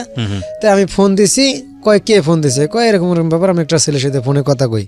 ঠিক আছে, পরে আমার ছবিও ছিল ওর মোবাইলে 2টা। এই শার্ট, যেই শার্টটা গায়ে দেওয়া আছি, এই শার্টটাই আমি এই শার্টটা গায়ে দিয়েছি আজ থেকে 4.5 বছর আগে শার্ট। ওর ছবি ছিল। পরে ওর মা কয়, তে ছেলের সঙ্গে কথা কওয়া যাবে? কয় হ্যাঁ যাবে। পরে আন্টি কয়ে কথা বললাম, কয় তুমি দিলে আমার মেয়েকে পছন্দ করো, তাহলে আসো দেখি। আচ্ছা, ঠিক আছে। পরে আমার আর ওরকম কোনো কিছুই ছিল না, আমি নির্ভয়ে বললাম ঠিক আছে আমি আসবো। আমার কাছে টাকা পয়সা ছিল, সবকিছু ছিল। আচ্ছা বললাম, নির্ভয়ে বললাম যে ঠিক আছে আমি আসবো। কবে আসবে? ঈদের পরের দিন। তো ঈদের দিন একবার ফোন দিলাম, যে বললাম যে আন্টি আমি ওখানে যে যাবো, কি পরিচয়ে যাব? বললো তুমি আসো, আর সমস্যা নেই, এরপর দেখা যাবে। আসলে আমি ওখানে বিয়ের জন্য এত আগ্রহ হই, একটা ছোট একটা কারণ আছে। আমি এটা ছাইরে আইছি, এখন বলি, সমস্যা নেই। মানে আমি যে সময় আমার বউয়ের সাথে প্রেম করতাম, ওই সময় আমার একটা মানে ওর খালতো বোন ছিল, ও আর একটা আমার বন্ধুর সাথে প্রেম করতো। আচ্ছা, ঠিক আছে। তে ওই আমার এখন যে সম্পর্কে জেঠাস লাগে, মানে ওর খালতো বোন, ও আবার বলছিল কি, আজ আমার খালা এত ভালো, মানে সে রাগী মানুষ, একটু বড় বড় কথা কয়, কিন্তু সে খুবই ভালো, তার ব্যবহার আচার খুবই ভালো। তা আমার এই জিনিসটা আমার খুব পছন্দ হয়। তা আমি ছোটোর থেকে যে বড় হয়েছি কোনোদিন করে সম্মান পাই নাই, মানে সম্মান কি জিনিস আমি এই জিনিসটা কারোর কাছে পাই নাই, ওখানে যে প্রথম পাইছি, এই জন্য আমিও মায়াটা লেগে গেছে। জি। পরে আমার বলে যে ঠিক আছে তুমি দিলাম আমার মেয়ের পছন্দ করো, সাথীরে পছন্দ করো, তাহলে আসো, ঠিক আছে। পরে আমি চলে গেলাম ওই জায়গায় বাগেরহাট, খুলনা বাগেরহাট চলে গেলাম, যা দেখি আসার পর রাত প্রায় 10টার মতন বাজে। ওরা সবার জন্য আমার ওয়েট করে। আমার একটা শাশুড়ি পছন্দ ছিল যে তোমার মায়ের মতো স্নেহ করে, এরকম আমার একটা দরকার ছিল। আমি মনে মনে এগুলোই খুঁজছিলাম, ঠিক আছে। ওই যে আমার ওই মানে ওর খালতো বোনটা কথাটা কইছে, আমি খুব এদিক দিয়ে আগ্রহ হয়ে গেছি যে ওর মাটা মনে হয় ভালো, যে আমি ওইখানেই মায়ের আদর পাবো, আমার এরকম একটা চিন্তা ভাবনা ছিল। তারপরে ওরা সবাই আমার জন্য অপেক্ষায় থাকে, আর 10টা সাড়ে 10টার সময় আমি বাগেরহাট যে পৌঁছি, ও পুরো ভ্যান নিয়ে আসে, আসার পরে আমার রিসিভ করে বাড়িতে নিয়ে যায়। নিয়ে যাওয়ার পর রাত্রেবেলা আমি ওখানে থাকি, সকালবেলা মানুষজন আসে। এক কথায় আমার সবাই, গ্রামের মানুষ সবাই দেখে পছন্দ করে যে এটা সাথীর প্রেমিকা, সাথীর সাথে রিলেশন করে। ওকে। এখন আমার মনের মধ্যে এই যে একটা কথা, যে আমার ফ্যামিলি বলতো যে মানে কথাটা আমি এই কথাটা বলবো, এই কথাটা বলার সুযোগ পেলাম না। এই কথার মানে না বলার আগেই, মানে আমার কোনো কিছু ভালো মন্দ কওয়ার আগেই, আর এখানে তারা একটা কথা বলে আমার, মানে যেদিনকে রাত্রেবেলা যাই আমি কিছু নাস্তা, চানাচুর, বিস্কুট, কিছু ফল এগুলো নিয়ে যাই। তো প্রথমে আমার এগুলাই খাইতে দেয়, আমি যেগুলো নিয়ে যাই এগুলোই দেয়। আচ্ছা। আর আমি ছোট থেকে কোনো ওরকম কোনো ভালো কোনো আপ্যায়ন পাই নাই, কোনো জায়গায় পাই নাই, ঠিক আছে। আমি মনে করছি যে এরকমই মনে হয়, যেগুলো নিয়ে আসে এগুলো দিয়ে, এগুলো খায় রাত্রে ঘুমাইতে হইব। আচ্ছা, ঠিক আছে। তো আমি জানি না এগুলো যে আরো খাবার দিবে, তা আমি ওগুলো একটু বেশি বেশি মাথার মধ্যে আছে। আমারও মনে মনে টার্গেট যে দিলে আমার বউ হয়, আমার খুব ভালো হবে, তাহলে আমি আমার এখানে মায়ের আদরটা পাবো, বাপের আদরটা পাবো। সকালবেলায় মানুষ, গ্রামের মানুষ আমার দেখতে আসে। তো ওখানে একটা বড় একটা পার্ক ছিল বাড়ির কাছে, পার্কের মালিক, ঠিক আছে, তার কেমন জানি ভাই হয়, সে মারা গেছে। সে আমার পার্কে ডাক দেয়, পার্কে যাওয়ার জন্য। পরে গেলে পরে পছন্দ করে, কয় দেখো তোমার ভালো মনে করলে বিয়ে দিয়ে দাও। মানে দ্রুত এটা মনে করেন খুব বিয়ে টিয়া হয়ে যায়। পরে আমার আপনিও রাজি হয়ে, আপনার ফ্যামিলির কথা জানতো? কিছুই জানতো না। তারপরে বিয়ে দিয়ে দিল? হ্যাঁ। আচ্ছা। ওই যে আমার বাপের ফোন নাম্বার নিয়ে আসছিলাম, আমি ওই কথাটা বলবো এখন। পরে কয় কি তুমি কি সাথে বিয়ে করবো? আমি হ্যাঁ বিয়ে করবো। ঠিক আছে, রাজি হয়ে যাই। কয় ঠিক আছে তোমার গার্জিয়ানরা ডাক দাও। এখন আমার তো আর গার্জিয়ান নাই, গার্জিয়ান পাবো কই? ওই যে রোজারিতে নাম্বারটা নিয়ে আসছিলাম, তে আমার বাপরে ফোন দিলাম, তার আমি আব্বা কয়েও কোনোদিন ডাকি নাই। তো ওই সময় ডাকলাম যে আমার কাছে, আমার মার কাছে আবার টাকা জমাইছিলাম, চাকরি করে ফের 20,000 টাকার মতো জমাইছিলাম। ঠিক আছে, তে আমি আমার আব্বারে ফোন দিই, দিয়া কই এরকম এরকম ব্যাপার, আমি একটা মেয়ের সাথে প্রেম করি, ওরা বিয়ে দিতে চায়, তে আপনি তো আমার বাপ, ঠিক আছে, তে আপনি আমাকে আসেন বিয়ের মধ্যে, আর বিয়ের সময় তো বাপলে লাগে। কয় আমি যে আসবো, আমার কাছে টাকা পয়সা নাই। তা আমি কই আচ্ছা কত টাকা লাগবে, আমি টাকা দিতেছি। ইনি কি আপনার আসল অরিজিনাল বাপ? হ্যাঁ, ইনি আমার অরিজিনাল বাপ। আচ্ছা। তাই আমি কই কত টাকা লাগবে? ঠিক আছে, আমি টাকা পয়সা দিতেছি, আপনি আসেন। কয় আচ্ছা ঠিক আছে, তুমি টাকা দাও। পরে বিকাশ নাম্বার দিল একটা। পরে আমি মার কাছে প্রায় 7,000 টাকা নিয়ে আসলাম। নিয়ে এসে 4,000 টাকা সবই দিয়ে পাঠাতে চাইছিলাম, যে ওইটা তো আমার বাপ, ও খরচাপাতি করবে, আমার তো বাপ থাকলে তো আর কিছু করা লাগবে না। ঠিক আছে, এই প্রথম বাপের সাথে কথা। পরে কিভাবে 4,000 টাকা দিলাম, টাকা পায়া সে ফোন বন্ধ। ঠিক আছে, তারা ফোনে আর পাইতাছি না। এই জায়গায় মনে করেন বিয়াপাতির মোটামুটি সব লোকজন রেডি, বিয়ে হবে, ঠিক আছে, এরকম পড়ে যায়। ফোনের সারা রাত, বিকেলবেলা রওনা দেওয়ার কথা, বিকেলবেলা সারা বিকেল ফোন পাইলাম না, সারা রাত ফোন দিলাম, ফোনে পাইলাম না। সকালবেলা ফোন ধরলো, আমার এক ছোট ভাই বিয়ে করছিল, ঠিক আছে, আমার বাপের আমার আপন যে বাপ, তার অন্য ঘরের একটা আমার ছোট ভাই, ওটা আমার আপন ভাই ধরতে গেলে। তো ও বিয়ে করছিল লালমনিরহাটে, সে ওইখানে যে বয়ে রয়েছে, বিয়ানের লগে দেখা করতে গেছে। এই যে 4,000 টাকা যে আমি পাঠাইছি, আমার আবার তালই নাই, মারা গেছে না কিছু তা জানি না। এই যে 4,000 টাকা পাঠাইছি, এই 4,000 টাকা দিয়ে সে আনন্দ ফুর্তি করে ওই সে তার বিয়ান দিয়ে আবার বিয়ে করছে। ওরে বাবা, আপনার বাপ আমার এই 4,000 টাকা দিয়ে আমারে বিয়ে না দিয়া, ঠিক আছে, এই 4,000 টাকা দিয়ে তার বিয়ানডে সে বিয়ে করছে। এক কথা আমার ছোট ভাই শাশুড়িরে সে বিয়ে করছে আবার, এটা আমি পরে জানতে পারি। Very strange. ওকে, যাই হোক। হ্যাঁ, তারপর আপনার বিয়েটা হলো কিভাবে? হ্যাঁ, তারপরে আমি তো ওখানে রয়েছি, ফোনে পাইতেছি না, ফোন একদম বন্ধ। ফোনটাও চালু করলো, ওই মহিলা ধরলো, বললো যে উনি চলে গেছেন। ঠিক আছে, তাই ও আসা বাদ। পরে আমার কাছে মার কাছে ফোন দিলাম, আমি তখন একটু অন্যের মার কাছে ফোন দিলাম, মা এরকম এরকম ব্যাপার, কি করা যায়?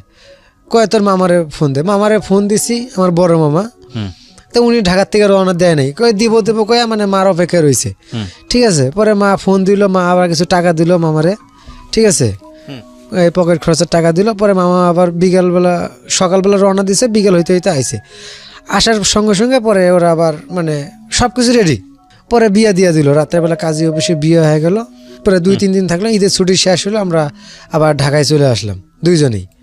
আমার বউ আর আমি, আমার মামা চলে আসলাম, মামার মতো চলে গেল, আমি আমার বউ নিয়ে থাকলাম ওই জায়গায়।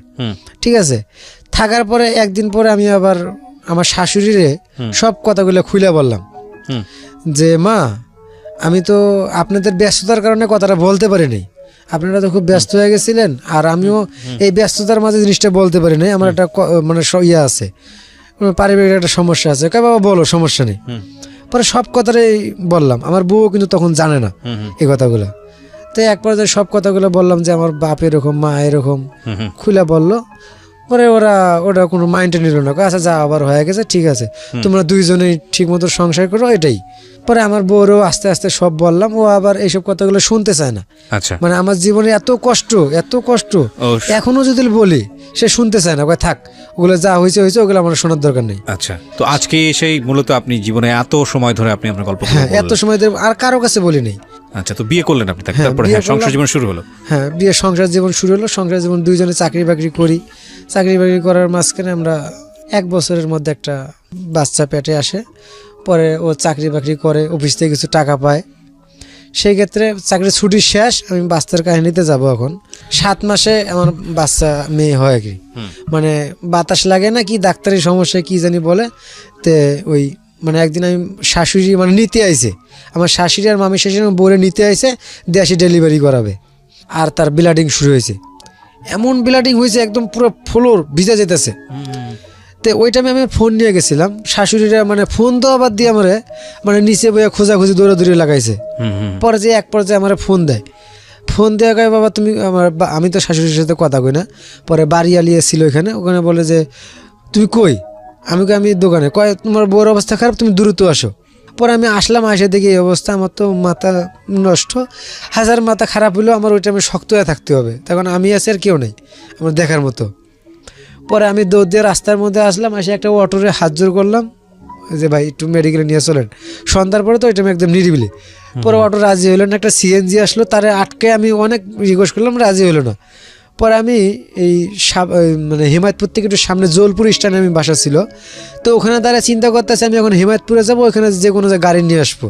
আচ্ছা, ঠিক আছে। পরে ওখানে গাড়ি মানে দাঁড়ায় থাকতেই কেমন জানি রাস্তার ওই পাশ যাবো, যে গাড়িতে উঠবো, মানে বাসে বা কোনো কিছু উঠে হিমায়তপুর যাবো। আল্লাহর রহমত একটা মানে অ্যাম্বুলেন্স আসলো, সীমা হাসপাতালে একটা অ্যাম্বুলেন্স আইসা গ্যাস পাম্পে ঢুকাইলো। ওখানে একটা পাম্প ছিল, পাম্পে ঢুকাইলো। পরে আমি দৌড়ে ওই অ্যাম্বুলেন্সের কাছে গেলাম যে ভাইয়া এরকম ব্যাপার, আমার খুব বিপদ, নিতে হবে। ঠিক আছে, ওরাও খুশি, অ্যাম্বুলেন্সওয়ালাও খুশি যে রুগী পাইলাম, আমি কমিশন কিছু পামু।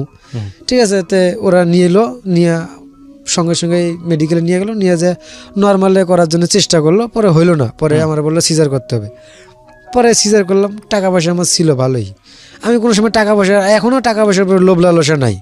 আমার মেয়ের জন্য যা লাগে আমি মানে না খাওয়া হইলেও এখন দিয়ে দিই। আচ্ছা, ঠিক আছে, সিজার করতে হবে, সিজার করলাম। রক্ত লাগবে, রক্ত মনে করেন কার কাছে পাবো, রক্ত কিনাইলাম, মানে যখন যা লাগতেছে, মনে ওর বিন্দু পরিমাণ কোনো ইয়ে করতেছি না, মানে যখন যা লাগবে তাই দিতেছি। এরপরে সিজার মিজার হইলো, বাচ্চা আমার ওজন হলো 1 কেজি 600 গ্রাম, একদমই ছোটো, এটা একদমই নর্মাল, মানে অস্বাভাবিক। সেই মুহূর্তে আমার ডাক্তার বললো কি দেখো তুমি এটা শিশু হাসপাতালে নিয়ে যাও, না ঢাকা হাসপাতালে নিয়ে যাও, না এখানে ইনাম মেডিকেল হসপিটাল আছে ওখানে নিয়ে যাও। ইনামে নিয়ে গেলেই ভালো হইব, খরচা বেশি হলেও ভালো হবে। বাচ্চার বয়স কত এখন? এখন আমার 1.5 বছর। 1.5 বছর। আচ্ছা, তারপর আমার আর মাথায় কাজ করতে, আমি ওই সরকারি হাসপাতালে নিয়ে গেলে তো বাচ্চা আমার যে ছোটো, ঠিক আছে, সরকারি হাসপাতালে নিয়ে গেলে তো মরেই যাবো নিয়ে যেতে। ঠিক আছে, পরে আমি আবার টাকা পয়সার দিকে তাকাইলাম না, ইনামি নিয়ে গেলাম। ইনামি নিয়ে যাওয়ার সঙ্গে সঙ্গে আমার বললো যে আইসিইউতে রাখতে হবে, আপনার পার ডে খরচ হবে 17 থেকে 20 হাজার টাকা প্রতিদিন 24 ঘন্টায়, 17 থেকে 20 হাজার টাকা খরচা হবে। আমি আবার কোনো টাকা পয়সার দিকে তাকাইলাম না, আমার একটা কিছু আছে টাকা পয়সা ছিল ওই টাইমে। পরে আমি ভর্তি করে দিলাম। ভর্তি করে দেওয়ার পরে ইনামে আইসিইউতে ভর্তি হইলো। আমার বউ এদিকে ওই সীমা হসপিটালে, আমি একাই মানে আধা ঘন্টা পর পর আমি মনে করেন ছুটাছুটি করতেছি এই হাসপাতাল থেকে ওই এই হাসপাতালে, মানে আধা ঘন্টাও লাগে না, আইতাছি যাইতাছি এরকমই করতে করতে এক পর্যায়ে ওখানে আর যারা অনেক বাচ্চা আনছিল ওদের সাথে কথাবার্তা বলি, বলার পরে আমার বাচ্চা ওদের মানে সঙ্গে আমার কাছে আল্লাহর রহমত অনেক সুস্থ মনে হয়। ঠিক আছে, পরে আমার কয় ভাই এখানে থাকলে আপনি মারা যাবেন, টাকা পয়সা দিতে পারবেন না, আপনি নিয়ে যান আপনার বাচ্চারে, নিয়ে যা কোনো সরকারি হাসপাতালে ভর্তি করেন না হয় অন্য ব্যবস্থা করেন। কিন্তু আমার বাচ্চা সুস্থ মনে হয় আমার কাছে সব দিক দিয়ে, মানে কথাবার্তা শুই না, ডাক্তারের কাছেও শুই না মনে হয়, এবং মানুষের মুখেও, মানুষ তো অনেক কিছুই জানে, মানুষ ডাক্তার না হলেও মানুষের মুখের কথা অনেক কিছুই। পরে আমি এক কথা রিলিজ করাইলাম, 2 দিন পরে আমার প্রায় 30,000 টাকার মতন বিল আসলো 2 দিনে।